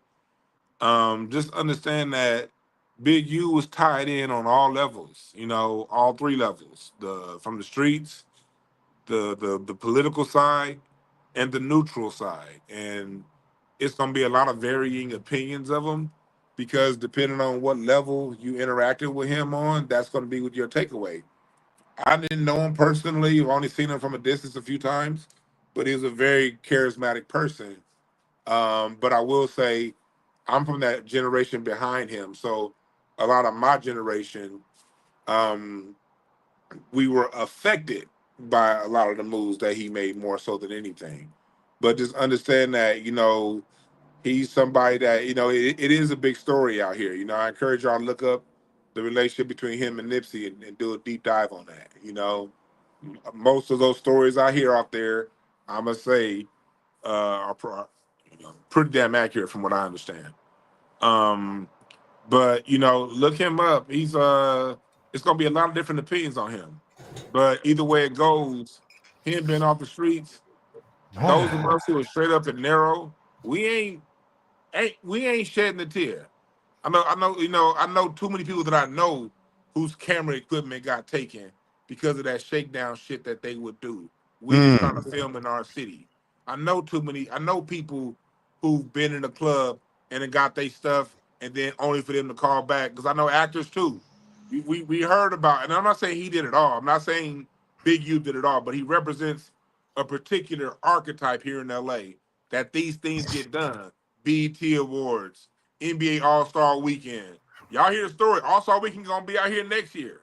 You know, it might be a little bit safer this time because, you know, you hear the stories of Carmelo Anthony in 2004 coming to the car getting his chain stolen. 2011, it's not just him. It's a network of a handful of people like him that really do a lot of shit. And, you know, that's just corny. It's over. You see what's going on right now, geopolitically. For us to be doing that to each other like that, even though if somebody flipped the new leaf, if you still going on Vlad TV talking about it and everybody still know about it, then and doing these movies and shit about it, that shows that you haven't moved on too much from it. So don't, you know, it's a big story, but man, don't shed a tear. It's time for something new, you know, and it's time for that whole gangster, tough guy archetype of Black America, the black male, along with the hood ratchet black woman. It's time for them two archetypes to die, and it's time for us to get on to something more natural to who we are. Especially in the mature black male. Yeah. Like all of these fucking, you know, dudes in their 50s that are still like trying to do like gangster shit. Like, we gotta stop. It's got, you're like, you know, if you got any kind of gray in your beard and all this type of shit, let's just stop the gangster shit now. I'm at a show in Hollywood last week. I see this cat. It's a comedy show. I see this cat in Dickies and gray cornrows, still trying to stand still with his feet split apart. Like, bro, if you don't stop it and relax your shoulders, Relax your shoulders. relax your shoulders, fella. It's all good. Hang on. We're going to bring back Sean Merle Sean Myrie real quick because we lost him earlier. Sean. Much respect, brother. There you go. I got cut off. Sorry about that. But to continue, I know you're talking about Kanye. That's very controversial, but we're about to get to Kanye. I'm going to talk about the gangster-ish. Yes. Basically, all these individuals we're talking about, and this is going back to even Garvey days, they get infiltrated, their organizations. And when these individuals get locked up, over time, they make deals, right? Mm-hmm. And to have power within the prison system, which you know that's a business, right?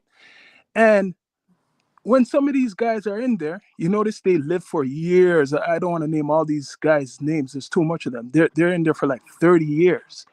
And they're controlling like thousands of men, like the Gangster Disciples, the Bloods, the Crips, could keep going on, right? And when you have like guys, I'm not saying, well, people are saying like Wack 100's a rat, or he works with the feds, Big U. Like, doesn't anybody ever think that the government has gotten to these guys? Like, you see Trump, what he's doing right now, he's deporting anyone who's affiliated with a gang, if they're not from America, right? He's deporting them and making a business out of it. Soon he wants to do a business to whoever gets incarcerated, ship them over to other countries, right? So the whole system of this gangster stuff is a business. It's a business, and only certain people can, like you say, in the club, could be in the club and last. And if you are black, you got to sell yourself. You got to be a sellout to be around for a lot of years doing this gangster stuff. Let's be straight up. If the mafia, the white mafia guys, have a time limit, what do you think the black guys have? Right? They lock up John Gotti. They give these guys a timeline. They make them live for 30 years living nice.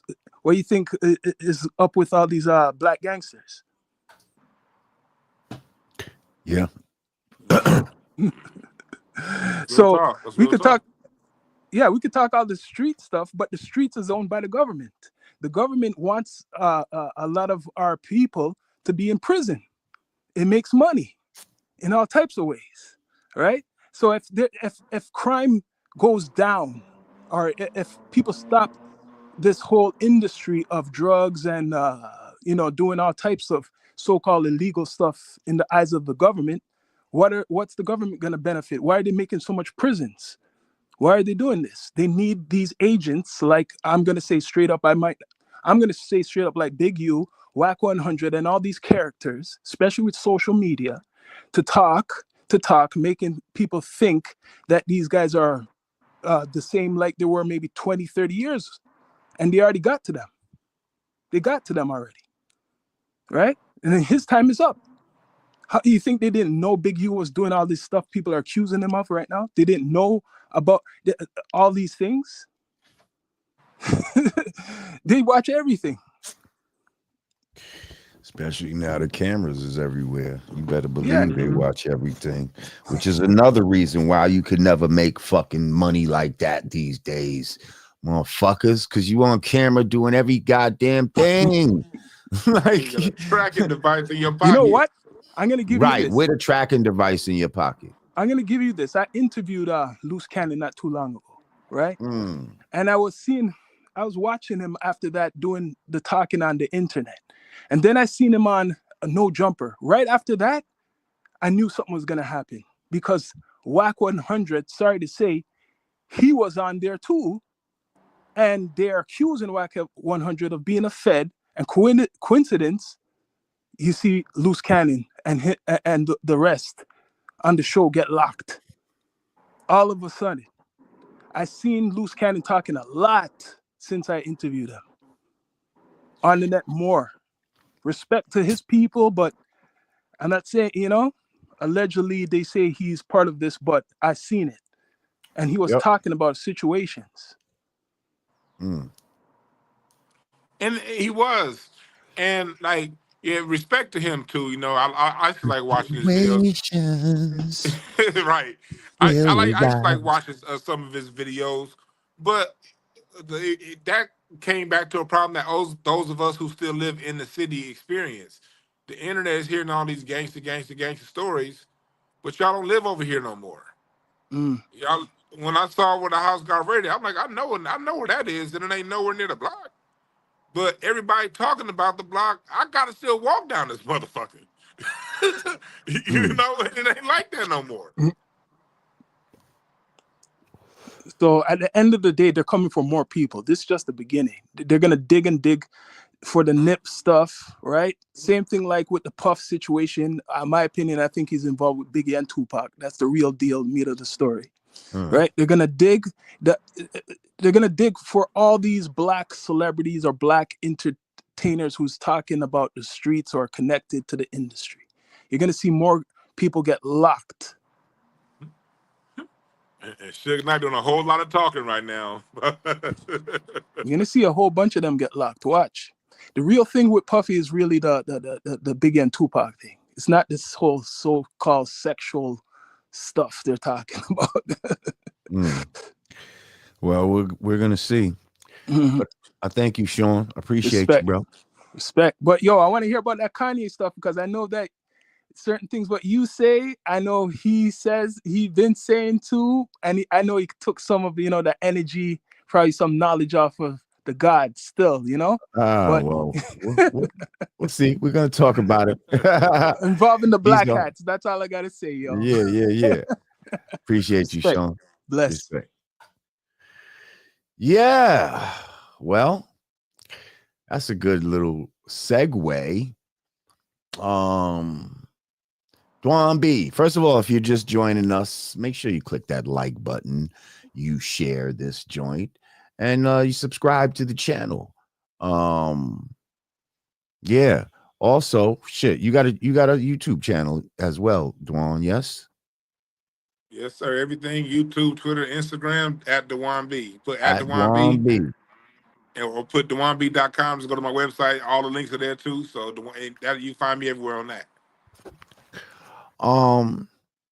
We here just chopping it up.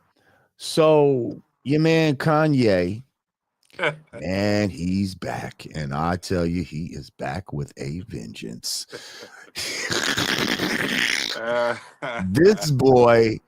This motherfucker is not sparing nobody and nothing. So first off, he came out with a list of people that he feels betrayed him. Okay. On this list, he wrote, "I am in pain that no one person can fix the betrayal." Then he listed the following: Virgil, John Legend, Kim, who's obviously Kim Kardashian, Trav, who's that? Travis Scott, Cardi, that Playboy Cardi,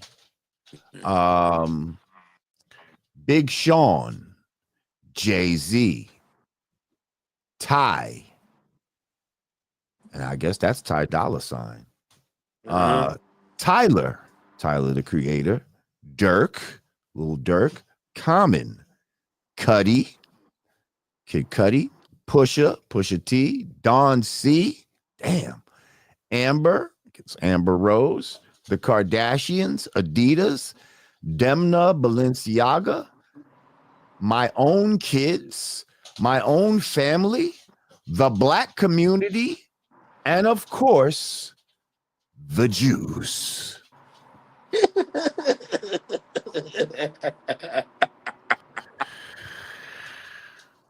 Wow. That's a hell of a list. He then concluded by saying, "I'm in pain. I bled for everyone here."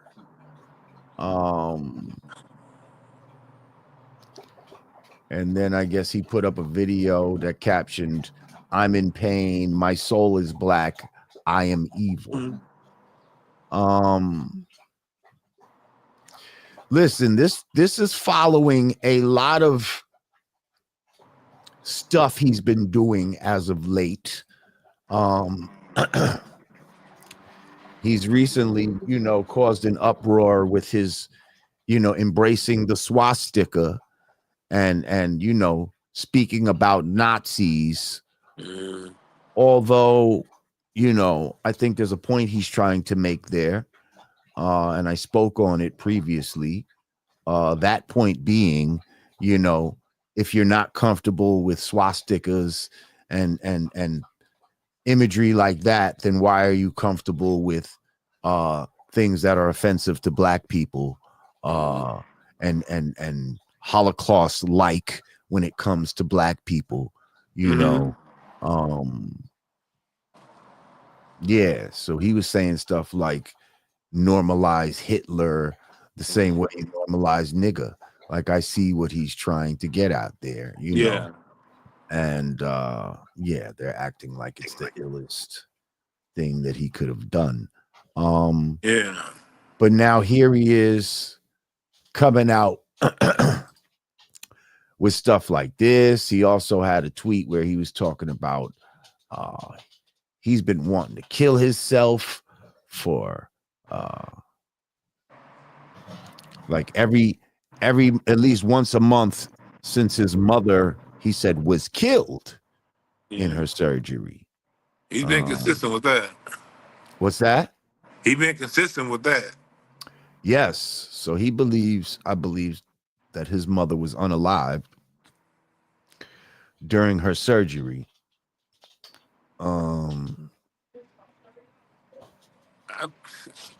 Kanye. What do you think about this list? I mean, this list is like damn near everybody that was ever close to him, it seems like.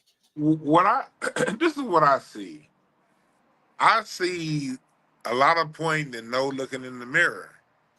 You know, like I like if because that's a lot of people that you work with. And what I see is a pattern. And so there's a pattern of this disappointment. That means there has to be some level of disappointment from within that you're not that you're looking for in other people that you haven't learned to give to yourself. That's the first thing. I see somebody who's looking for something. And at the end of the day, this is on one level is life. You're only gonna have 2 or 3 friends at the end of the day.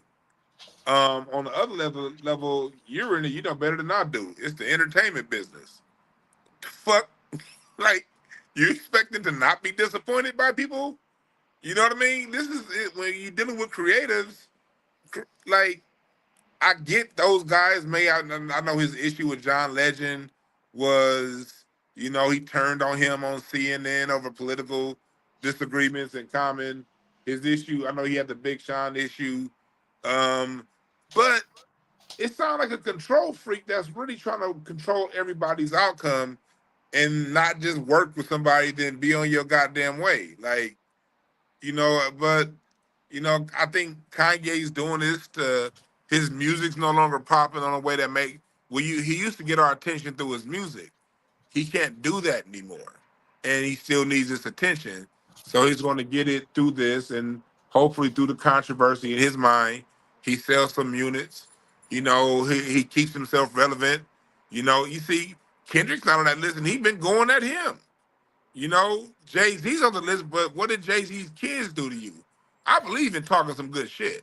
Right, that's another thing. So that leads into when he tweets out a since deleted well, I guess they're not called tweets. I'll post on X. He said, "Wait, has anyone ever seen Jay Z and Beyonce's younger kids?" And then he said they're retarded. Then he said, "No, like literally. And this is why artificial insemination is such a blessing. Having retarded children is a choice." That's below the belt. Yeah, that was like super like super cringy. Like I was like, why? Like, why would you do that? Why would you say that? That's what if somebody was to say that about your seeds? Like personally, I believe in going below the belt. You know, I do. I really do. I could talk some shit. I like talking shit. But at certain levels below the kids, that's not kids, no. But look at if you go through the other tweets that he has, some of them that are still up and some of them that have since been deleted, he's trying to get us to feel guilty that his ex-wife, is raising his black kids. Right, He wants to play the that. black card when you married the jump off that we all saw getting flipped, dipped, and tripped 10 years before you married her. And so you want to play the race card on a choice that we all told you making wrong. You was goofy, you did it anyway.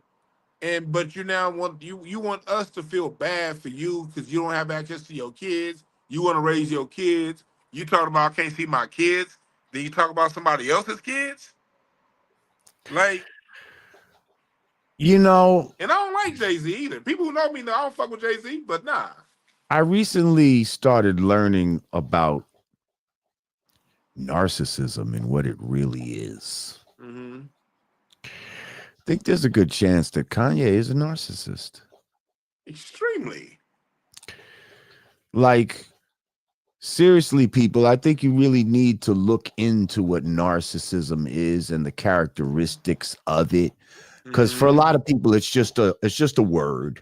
You know what I mean? Mm-hmm. Narcissist, chauvinist, you know, all kind of shit words that are out there. But like, when you really see the characteristics, you start to see in certain people, like, whoa, okay, that could explain a lot. Because it's funny, all of those people, right, that are on that list, like he's the common denominator. You see, Right. you're the Right. common denominator. So sometimes you got to say, maybe it's me. Mm-hmm. Maybe it was me. Why did I have a problem with everybody else? Didn't have a problem. Like, it don't have that same list of people. It's damn near everybody that you come in contact with, you don't have a problem with. Like, Different races, different gender, sexes, different right. from Like, different coasts. it's just a little weird, like, and y'all was like, And Virgil's dead, ain't he? Virgil Virgil's Abloh? dead. Virgil's dead. And isn't Dirk locked up? I think so. Yeah. I mean, so those are two pieces. Those are two people who aren't even on the chessboard anymore. Why? He said You Ty. I can't let thought go a Ty dead Dolla person. Sign just did a last album with him. His last album was just with Ty Dolla Sign. Why is Ty Dolla Sign on the list? Like I just heard him going on a whole rant about John Legend, how he put John Legend on. So that's a bookend. So on the front end of your career, you got Legend, you got issue with somebody, and your most recent album, like that's a long span of the same shit. That is Weird. just, but Weird. but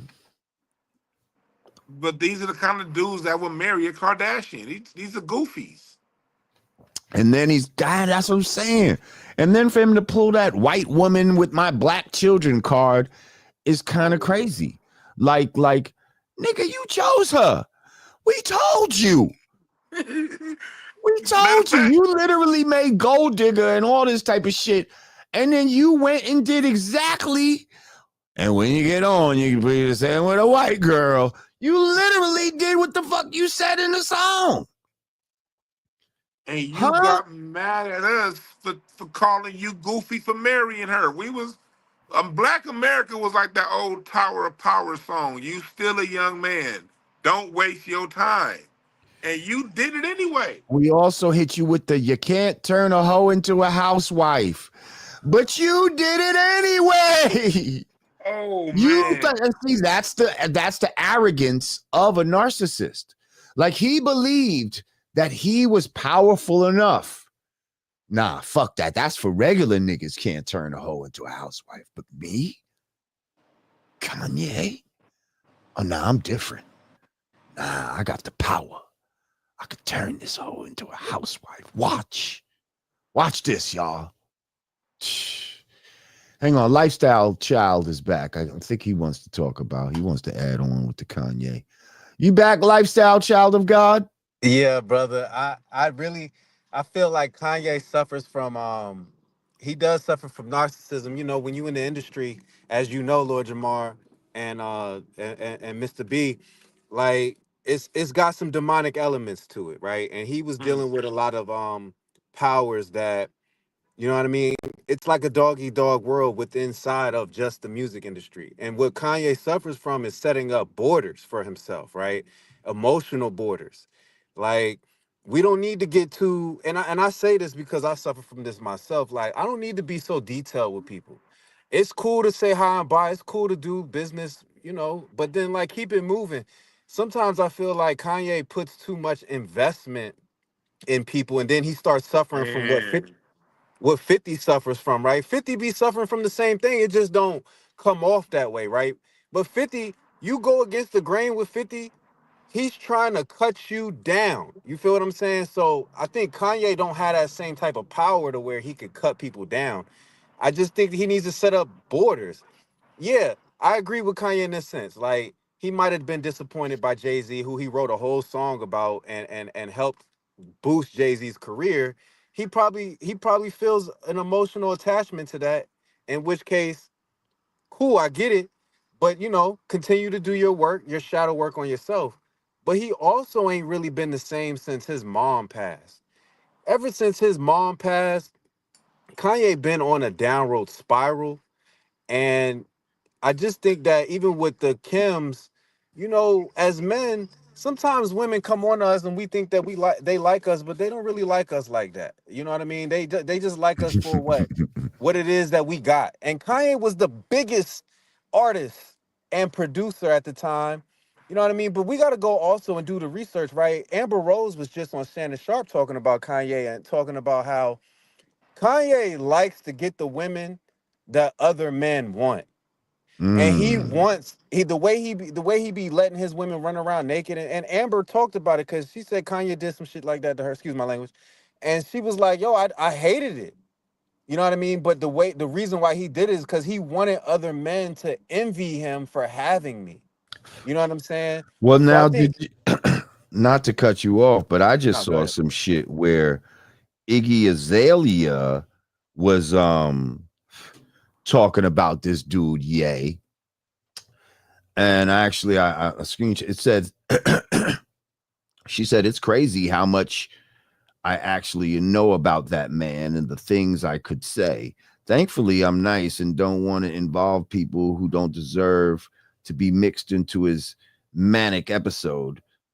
But to keep it cute, because I know who you send your penis pictures to and the weird fantasies you have slash share with other men.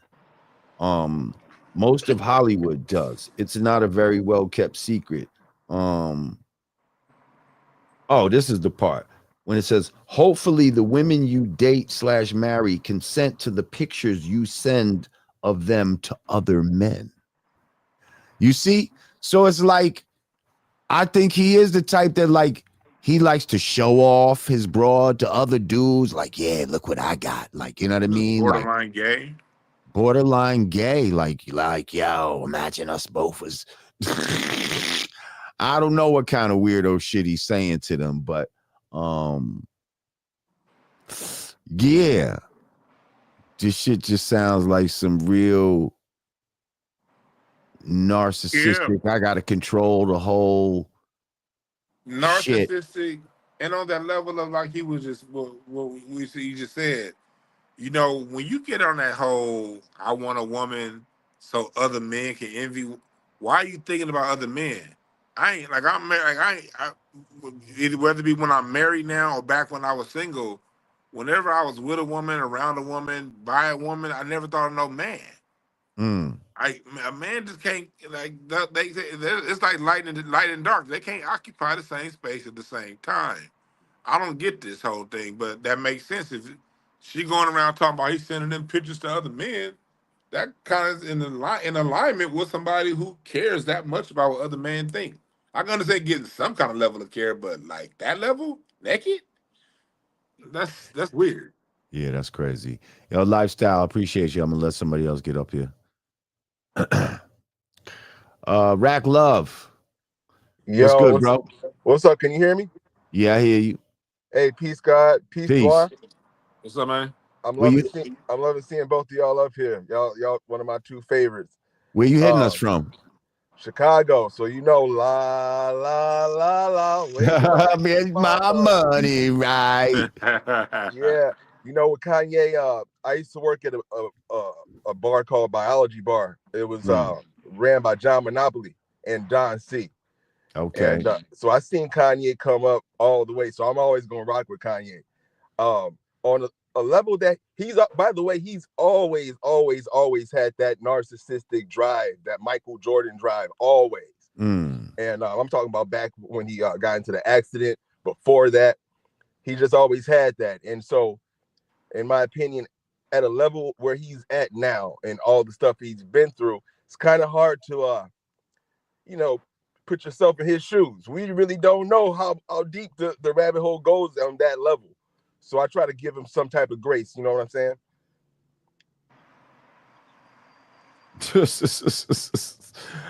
I read a funny comment. You don't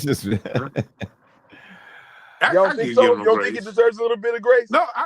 Oh, yeah. I mean, we all deserve some grace, but at some point, what I'm learning, if you are dealing with a narcissist, the way you take their power away is by not reacting to them. You got to be able to be unaffected and remove your emotions. Don't get upset. Don't get happy. Like, you can't. They're looking to control you in some kind of way. They need a reaction. They need your validation in some kind of way, because deep down they feel inadequate. So they need to do all of this shit. They need to always check your temperature of how you feel about them and all that. And they don't care if it's negative or positive. They just got to get something out of you. Yeah. Well, maybe it's a method to his madness, because, well, let me ask you this. What do you think about, did you see him or hear the phone call he had with Puffy? He live streamed his phone call with P. Diddy. Did you see that? I don't think, but I know that he said he's supporting Diddy because he feels like they doing similar shit to him. Like, when he went against Adidas, now this was some shit too. He said when he went against Adidas had them freeze his bank accounts right before tax time. Right? So they try to put him in a position where if he couldn't pay his taxes, he would have went to jail. Well, when I say there's a method to his madness, just peep game real quick. You see how they got Diddy, R. Kelly, Cosby, all these people that they dug up dirt on? You ain't really gonna dig up nothing on Kanye, because he got it all out there. He got what do you call him? An anti, the word anti starts with an S. Right. Well, he's putting that on the sleeve. What are you gonna say? He's running around with white women? Well, he's got his wife out there butt naked. So it's like you can't really even dig up dirt on him, because his dirt is all over the place. I mean, hopefully he's not doing something, at those after parties, Well, hey, as long as you're not doing that, you should be good, Kanye. But if you was at some of those after parties doing some of the I want to say one thing before I get off. Crossing lines, you heard me? And you're gonna be in trouble. Go ahead. Yeah, I just want to say two last quick things. One, are you gonna have your opening track that you use for the God Pod on the album? Because that track is fire. Oh, I don't know. Maybe not. I don't know. That track is fire.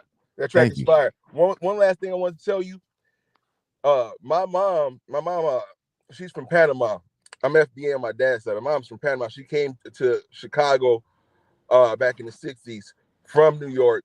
And ever since then, she was with the minister and Elijah Muhammad. And she has since converted to Buddhism. And guess what? All of her Buddhists, for 20 years, she had been talking about Elijah Muhammad was secretly teaching Buddhism. And when you first had the Godcast, you had Homeboy on that said the same thing. Peter Guthrie. I showed it to my mom and she could not believe it because everybody thought she was crazy. So I was like, Mom, look at dude. He said the same thing you did. So I don't know if you ever bring that topic back on, I have my mom get on. That's what's up. Yeah. All right. Peace, God. Yes, Rack. Peace. Peace. Kanye. It's crazy he brought up 50 Cent, because I talked about it on my show yesterday. I'm also a cardologer, and they both have the same card, 9 of Diamonds, and 50 Cent and Kanye, and that's the personality type of the rebel rouser, the person It's like those people born like that. Cat Williams is 9 Diamonds. It's almost like they come here to stir shit up. You know, that's kind of like their life path. That's why going back to what Butter said about compassion, I want to make very clear. I do have compassion. I do see. It's some people. It's just they roll in life to come and just stir shit up. You know, everything got a Right, role in life, and right. so I'm not judging it.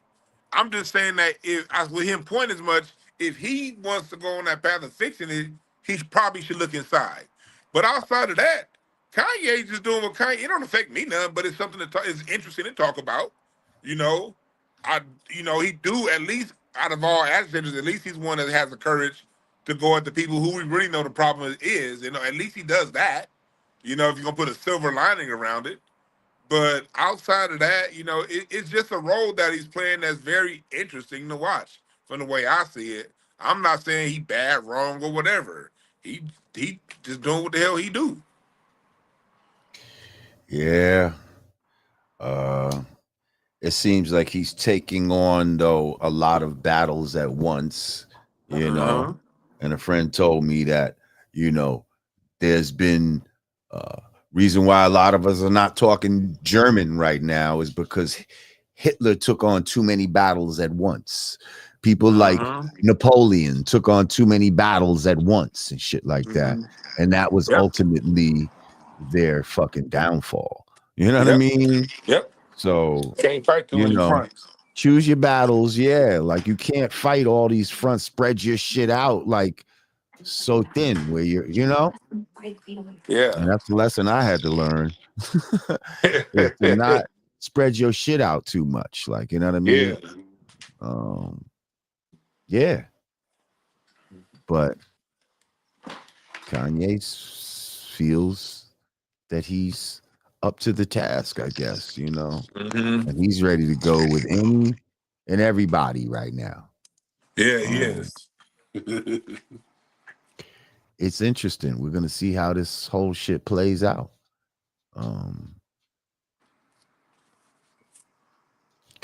What do you think they're gonna try to do to like what because they really I feel like they can't allow him to keep talking bad about those people and I trying to change don't. the narrative on his own. Yeah, I think that the play I can see them using is I can see them using his wife against him. I was drugged. I was under duress. Who really wants to go around naked at the Grammys? That was a time in my life, and he took advantage of me. That has never not worked in American history, no matter what agreements and disclosures you have signed. And you gotta remember, she's power of attorney over his money already. She got power of attorney over him now. So if they want to make a move, this is sort of baked in the cake the way I see it. And I don't put it past him to use her against him when it's time for them to make their final move. I feel like he's almost trying to become a martyr. Like Yeah. maybe he's trying to upset people to the point where they fucking assassinate his ass. Because he just said, yo, I've been thinking about killing myself once a month ever since my mama got killed. You see what I'm saying? Like, what if this is one of those type of situations where he's gonna try to be a martyr and make a point, but to He's make already them so called himself upset. Jesus. You see what I'm saying? Sometimes that's that subconscious speaking. Mm. When the same way, sometimes these one thing the artists that they know without knowing sometimes. Because he gotta know that by doing these things, he's playing with a certain fire that, could be crazy. Oh shit, we got a new member, Chantel T. Peace, Chantel. Welcome to the channel, Queen. Appreciate you.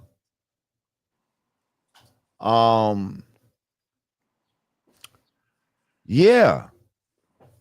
He's got to know that he's like dealing with a certain fire that, because you know there's extremists in all of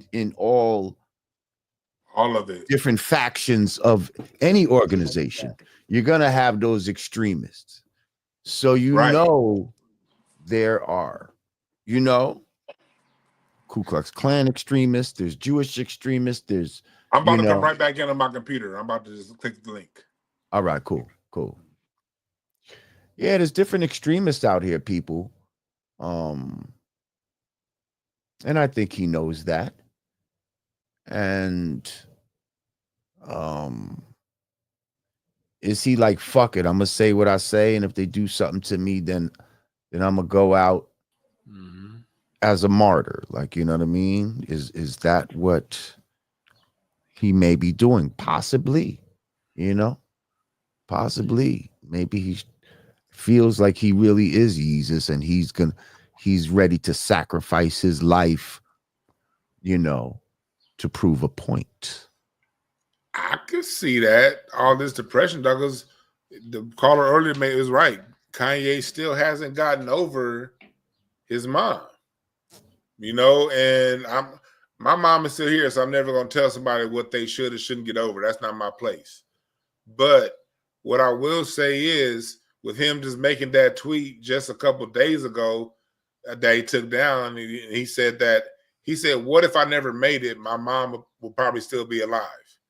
So that came from a real place, you know what I mean? So he's probably at a point to where he is like, fuck it, if I'm gonna go out, I'm gonna go out firing at what I gotta say. I don't care. It can go either way. But he's not living like somebody. He's not moving like somebody that wants to make it to 77, you know, and that just understanding the way this country works. And he understands just as well as anybody how this country works. Yeah, he definitely does. And he knows how to push those buttons, you know. That's why a lot of the shit he's doing and the way he's doing it is his own little super genius, like, ploys and marketing and all of this type of shit. Like, think about it. Like, just a plain t-shirt with a swastika on it. Like, it doesn't say Nazi on it. It doesn't say anything bad about Jewish people on it. It's just a shirt with a symbol. You see? And we know that symbol is an ancient symbol that goes way past any type of Nazi, that they actually stole that symbol.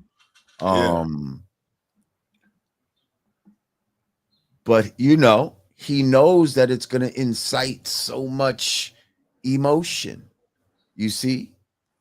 And that's part of what a narcissist wants to do too. It's just they want to control you some kind of way. You see what I'm saying? And that's a way he knows he can control people with a response. Yeah. He knows he can control. It's the energy, that energy of attention. Right. That even when you hate what I'm doing, you're still giving me attention. That's why, going back to what you said earlier, the best way to deal with a narcissist is to ignore a narcissist, or be emotionally detached. Emotionally detached, yeah. Emotionally detached, or take whatever they're doing and make your own fun with it. That's not giving them back what they want, the praise and adoration. You can totally transmute that energy and send it over here with it. You know, that's real too. And I think you do that by detaching the emotions. It's like what I had to go through with sports. I was the biggest football and basketball fan there was, you know, and I had to, especially with football, totally just not watch for a few years, and just to return. And now I can watch a game and I have absolutely no emotion. I don't give a shit who wins. At that point, it's just a thing. You can't, when it's just a thing, whatever energy they're trying to take off of it, yours isn't a part of that. But if you really care, you betting, and it matter, I hate that person, or, I really love them, I'm going to defend them with every tweet. I love them, send. You ain't shit, send. You're a hater, send. As long as you're doing that, the energy is going back, and these that's a whole nother conversation, but energy's real. Right. It's used, it's harvested. That's the same way solar is harvested. People don't understand, if you know how to drum this stuff, how to do it, you can harvest energy. And it not can. People harvest energy every day. Right out the air. Okay. Right out the air, just like Wi-Fi. I tell people all the time, if a machine can do it, we could do it. We can do it. And if people want to understand what I mean, here's a test. Go to a concert or go to a sporting event. And when the show with the band gets to a point where it's a climax and everybody's favorite song is going on, and you just instead of jumping up and dancing, just sit there and breathe. You'll feel it. Like it ain't no stat you can write down for you stat nerds. It's something that you feel. Go to a game. Like I was there. I'll never forget the feeling that I had when I was there for Game 7, Lakers versus Celtics, Kobe's last championship.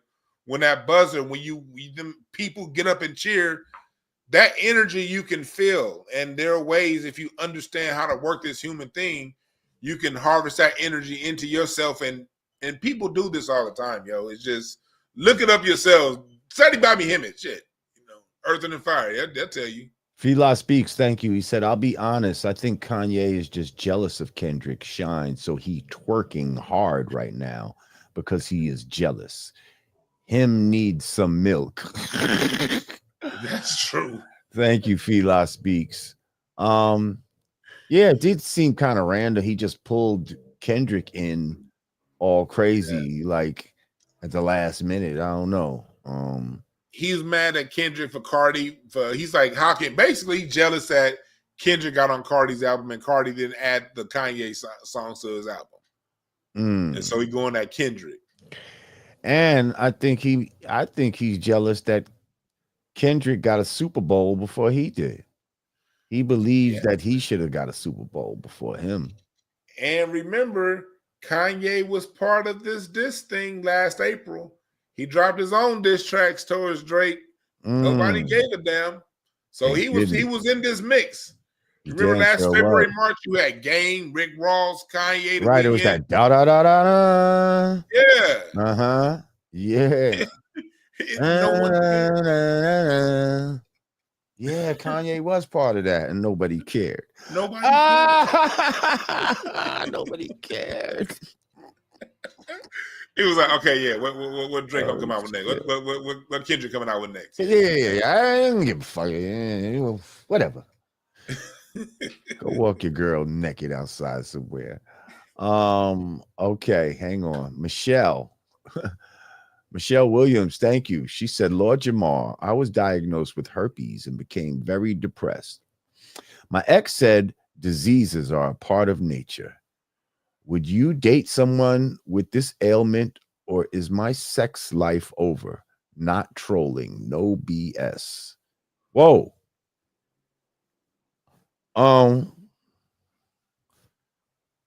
Listen, diseases are a part of nature. Are they?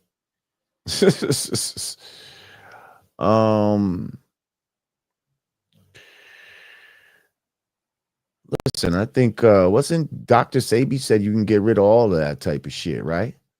With fasting and eating the right type of shit. Am I mistaken, Dwann B? Yeah, that's what Sabi said in Layla, Africa. Yeah. So I don't even know why you would even have to necessarily live with something like that. And as far as your sex life, I think, you need to tell people about that.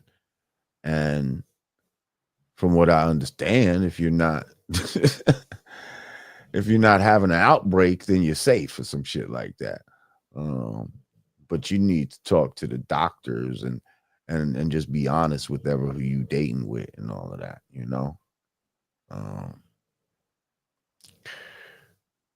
What do you say, Dwann B? Would you date someone with if you knew they had herpes? Probably not, just being honest. Right. But look, Yeah. There are people out there who will. I know them. They will. Right. He said, I know them. Yeah, I know some guys like that. They don't know them shit. They out there. Yeah. Yeah, a lot of people wouldn't date somebody with herpes. But again, like he said, a lot of people would. So, you know, it all depends. But nah, I don't think your sex life is over. Trust me, we live in a world where there's a website strictly for that, where that's some people's fetish. Like that's what they looking for. Oh, it ain't over. So yeah. But thank you. I appreciate your honesty and just, sharing that with us. And Michelle is a regular on the channel. But I say do a cleanse, do a fast, and you most likely don't even have to live with that. You probably think just by this Western medicine and they tell you got to live with it for the rest of your life. I don't think that's true. I think you better look into alternative medicine. Yeah, that's my advice to you, Michelle. Let me know how it works out. Thank you.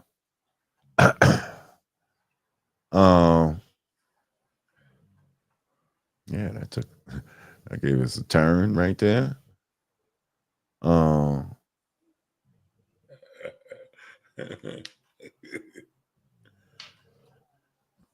Switch directions. See, teach Maria. Okay, yeah.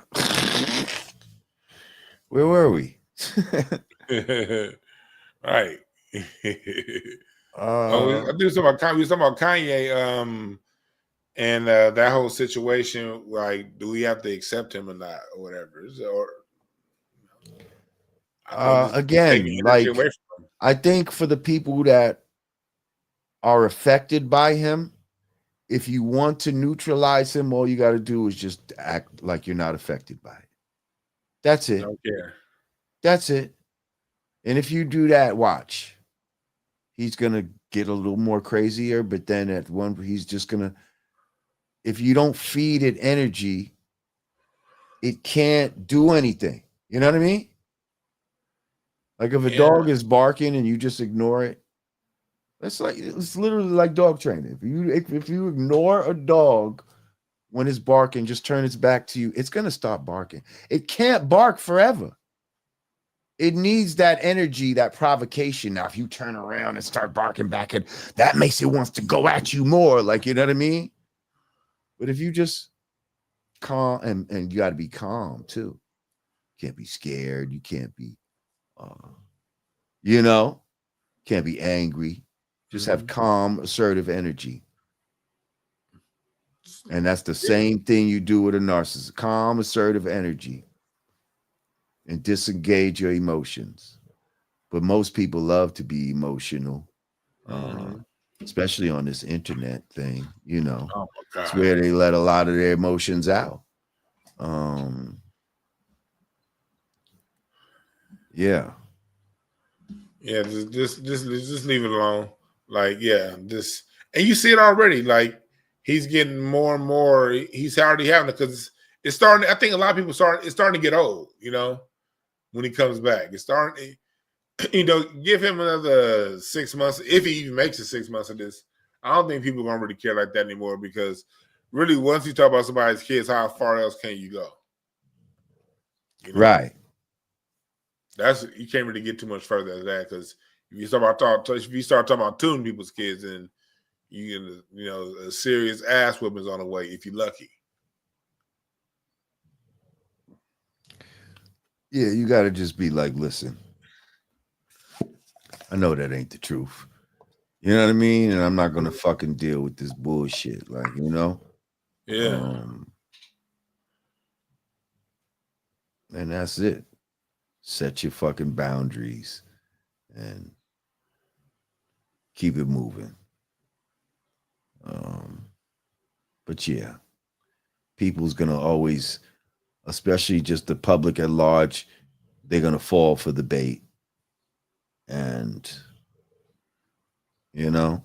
Mm-hmm. That's what it is.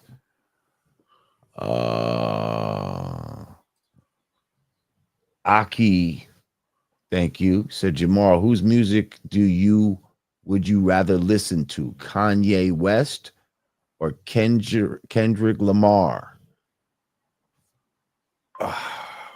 Whose music would I rather listen to? I'm not gonna lie, probably Kanye. Probably Kanye. I'm just not a big Kendrick guy like that. I'm sorry. Mm-hmm. That makes me a bad person on the internet. You know, I don't know if it's, you know, but yeah. And now I might get in trouble for saying that. Like, because the last time I said this, I picked Game over Kendrick. Oh my God, Game, you know. They twisted. Don't keep Kendrick out your mouth. I'm just saying, early Kanye. I like early Kanye, you know. If his first two albums, Kanye and Kendrick, is somewhat of a toss-up, and sometimes because I listen to so much of those really first three albums. But I say overall, I would say Kendrick. Clearly, like right, yeah. But you know, West Coast, and I don't know. Me, like, Kendrick spoke to Pimp a Butterfly. To me, it was my favorite album because it combined the jazz cats, like a lot of the cats that are really pushing jazz and alternative funk forward right now. It brought them all in, and it pushed and it made their sounds bigger, you know. But I like the originality of it, the musicality of it. But that's what I liked about Kanye's graduation and late registration was the musicality. The musicality is what attracted me to what Kanye was doing. The fact that he had a nice, you know, he had nice grand arrangements, last call, stuff like that, you know. Right. And so for me now, if I gotta choose voices and rhyme styles, then I gotta go with Kanye. You see, because just I don't know. Something about Kendrick's voice, I just I don't know, man. I don't know, man. And but that also goes like when it comes to people debating music. A lot of times we're debating, but we're listening for different things. You know, right? I know I'm a drummer, so I'm a rhythm person. I'm listening. I'm getting patterns. I'm listening to, and also just musical. I don't really too much care about what region it comes from, but I like it to be musical. Mm-hmm. I like it to be sonically fulfilling. I don't like thin tracks, you know. And when Kendrick dropped, you know, stuff like "If These Walls Can Talk," swimming pools, and a lot of that stuff just sonically. I know "Women, Weed, and Weather" that on a Good Kid. There's different songs that just sonically. I liked the arrangements. I'm listening to. I might not. Mm-hmm. I might not focus on the lyrics until my 50th time listening to it. Mm. I'm breaking down shakers. I'm breaking down layers. Okay, look what those strings are doing. All that key in the background. That's what I'm breaking down when I listen to music. You know, so if it feel that, and whoever's singing or rapping is rhyming in pocket and succinctly with the music that's around it, that's what I'm gonna be drawn to. You know, then later on I'll get down. Oh, damn, they saying that. You know.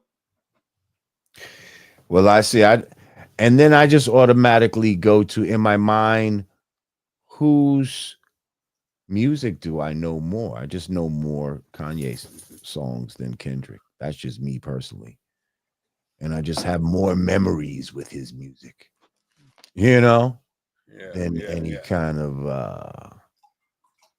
Yeah. When Kanye got to that album with the CD, and then thank you, all that shit, I was off. You said when he got to what? I forgot the name of the album. The one that had the CD, the one after 808s and Heartbreaks. When it got into that, it just became really. It started with 808s and Heartbreaks. To me, musically, it got that's boring. Where it started. Yeah, it started to get boring and very distorted. Like his thoughts are. You know, I like certain songs like "Life of Pablo," but I liked it because that was a Joni Morrison sample. You know, I liked it. It was really the sample that I liked. You know, but When the music started to get when the music sonically started to get thin and basic, I was out. I hear you. Yeah, Yeezus, that album, Yeezus.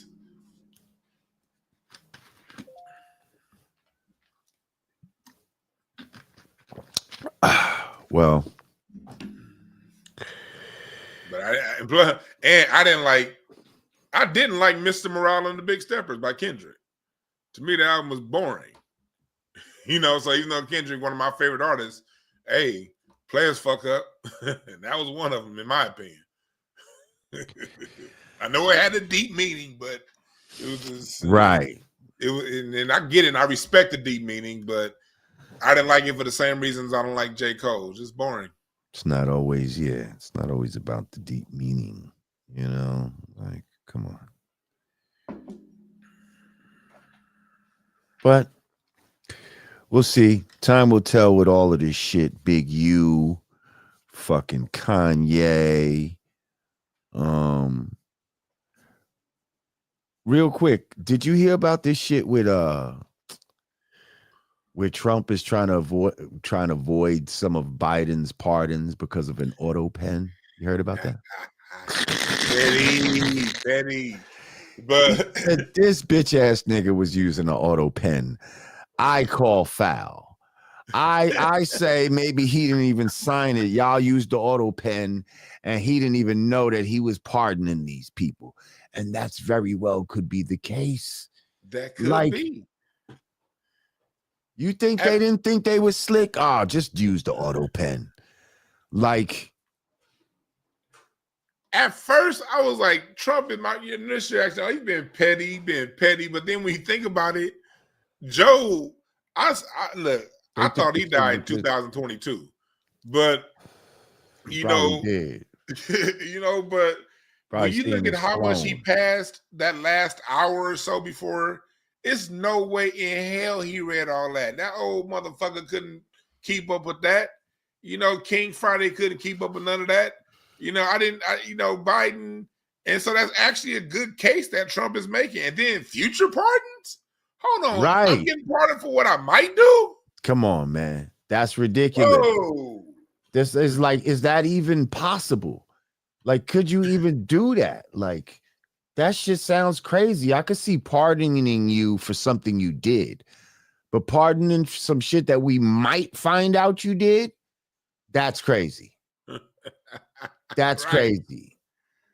Or pardoning you from even being prosecuted for anything. Like, what? Nah. Right. That don't even sound right. Yeah. And literally, when they took the signatures, and that's how they knew it was the auto pen, because when they took the signatures, they fucking matched them shits up, and it was perfect, bro. Trump better make sure he signed every damn thing. He better make sure he signed everything with his own pen, because the Democrats, whoever getting off his neck is gonna be like, nope. Yo. But see, I like catching these motherfuckers, man, and they little bullshit, man. A lot of shit's been going on for a long time, and people just been comfortable in their, you know, extortion and just taking money. I saw some shit where Michelle Obama was getting money for some fucking garden and to maintain a garden in a Rose House that wasn't even there anymore, but she still gets the check. Like, come on, little. You know, crazy shit like that has been going on for the longest in you know, if you want to see White House, that whole political arena. I tell people this is a website. Go to the website called datarepublican.com. Is that they say Data Republic or Data Republican? And in there you can see where all of the money is different going. You can type in to where they're donating to different charities and stuff like charities and nonprofits, and just type in the keyword and you'll see how much money and how many hundreds of millions and billions that are going to trends, that are going to, you know, to teach people about how to make mice turn gay kind of stuff. You can literally you can see the actual grant amounts and donation amounts.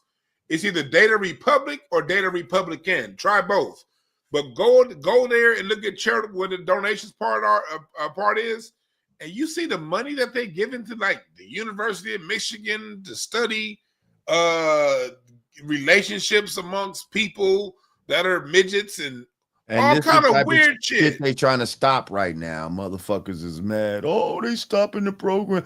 Elon Musk is, man. Let these motherfuckers cook, man. Let these motherfuckers cook, man.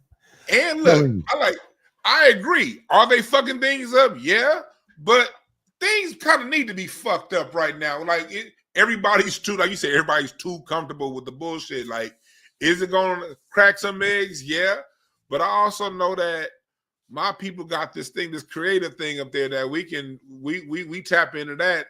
We're the people that can pull money out of thin air with our ideas, with our ingenuity. We don't, and so we're gonna be fine. You know what I mean? Let everybody else get a little bit of this pain and suffering. Okay. Facts. We tired of it. But shit, man. I think I'm about to get out of here, man. Yes, sir. Been on here for a minute. Shit, I appreciate you falling through, man. Yes, I'll make sure you follow Dwann B, subscribe to his YouTube, follow him on IG, all fucking, X, all of that shit, man. Yep, everything is right there at Dwann B. Everywhere DWA and NB on everything. Appreciate that, man. Appreciate you for letting me on. No doubt, man. Shit. I said we needed to do this again last time, so I'm glad you just popped up like that. Yeah, and I've been meaning to hit you up. I'm ready to do it on my, I'm like, I like this bill. Yeah, the people definitely fuck with you on here and shit, Yes, sir. Shout out. I see my people, A1 Drizzy. Yes, sir. American Negro. There you go. He put the link in all of that. Get the likes up, he said. Get the likes up. But yeah, I appreciate everybody coming through. What's today? Thursday. Yeah. Maybe tomorrow. Let's see what's up. Maybe I'll be back. We'll see what happens in the fucking news and shit.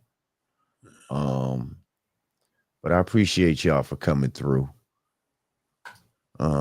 Anything else you want to promote or anything before we get out of here?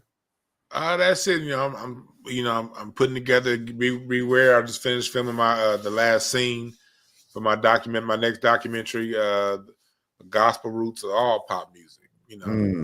Showing how most musicians and engineers and people attached to music, they get their first gig in the church, learning how to perform.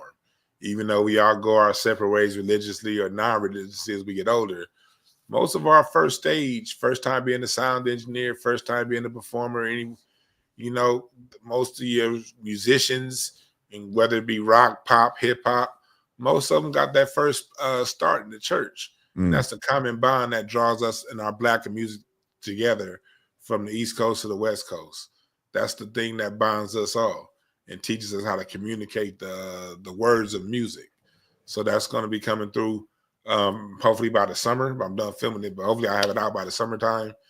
Follow me at Dwann B on YouTube. And I also got the book going too. That book I'm going to have out by the end of the year I'm writing a book right now on the 100 years of recorded Black American music from 1920 to 2020 with backstory showing how we got to the blues starting in the 1700s.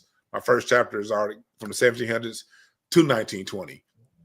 Then from there, we really break it down on how we evolved to hip hop. So we really getting all of our story as Black American music documented because it's a fascinating, dope story that we got. So pay attention to that. Look out for that. Dope. Yeah. We appreciate you, my brother. Yes, sir. Thanks again. I appreciate it. No doubt. I appreciate you coming through. All right. Peace. All right, my family. Once again, I thank y'all. Once again, It's the God Pod with Lord Jamar. Shout out to everybody that came up here today. Shout out my brother Dwann B once again. All my regulars, I appreciate y'all. Shout out to my new member, Chantel T. Yeah. And we out, y'all. You have a great night.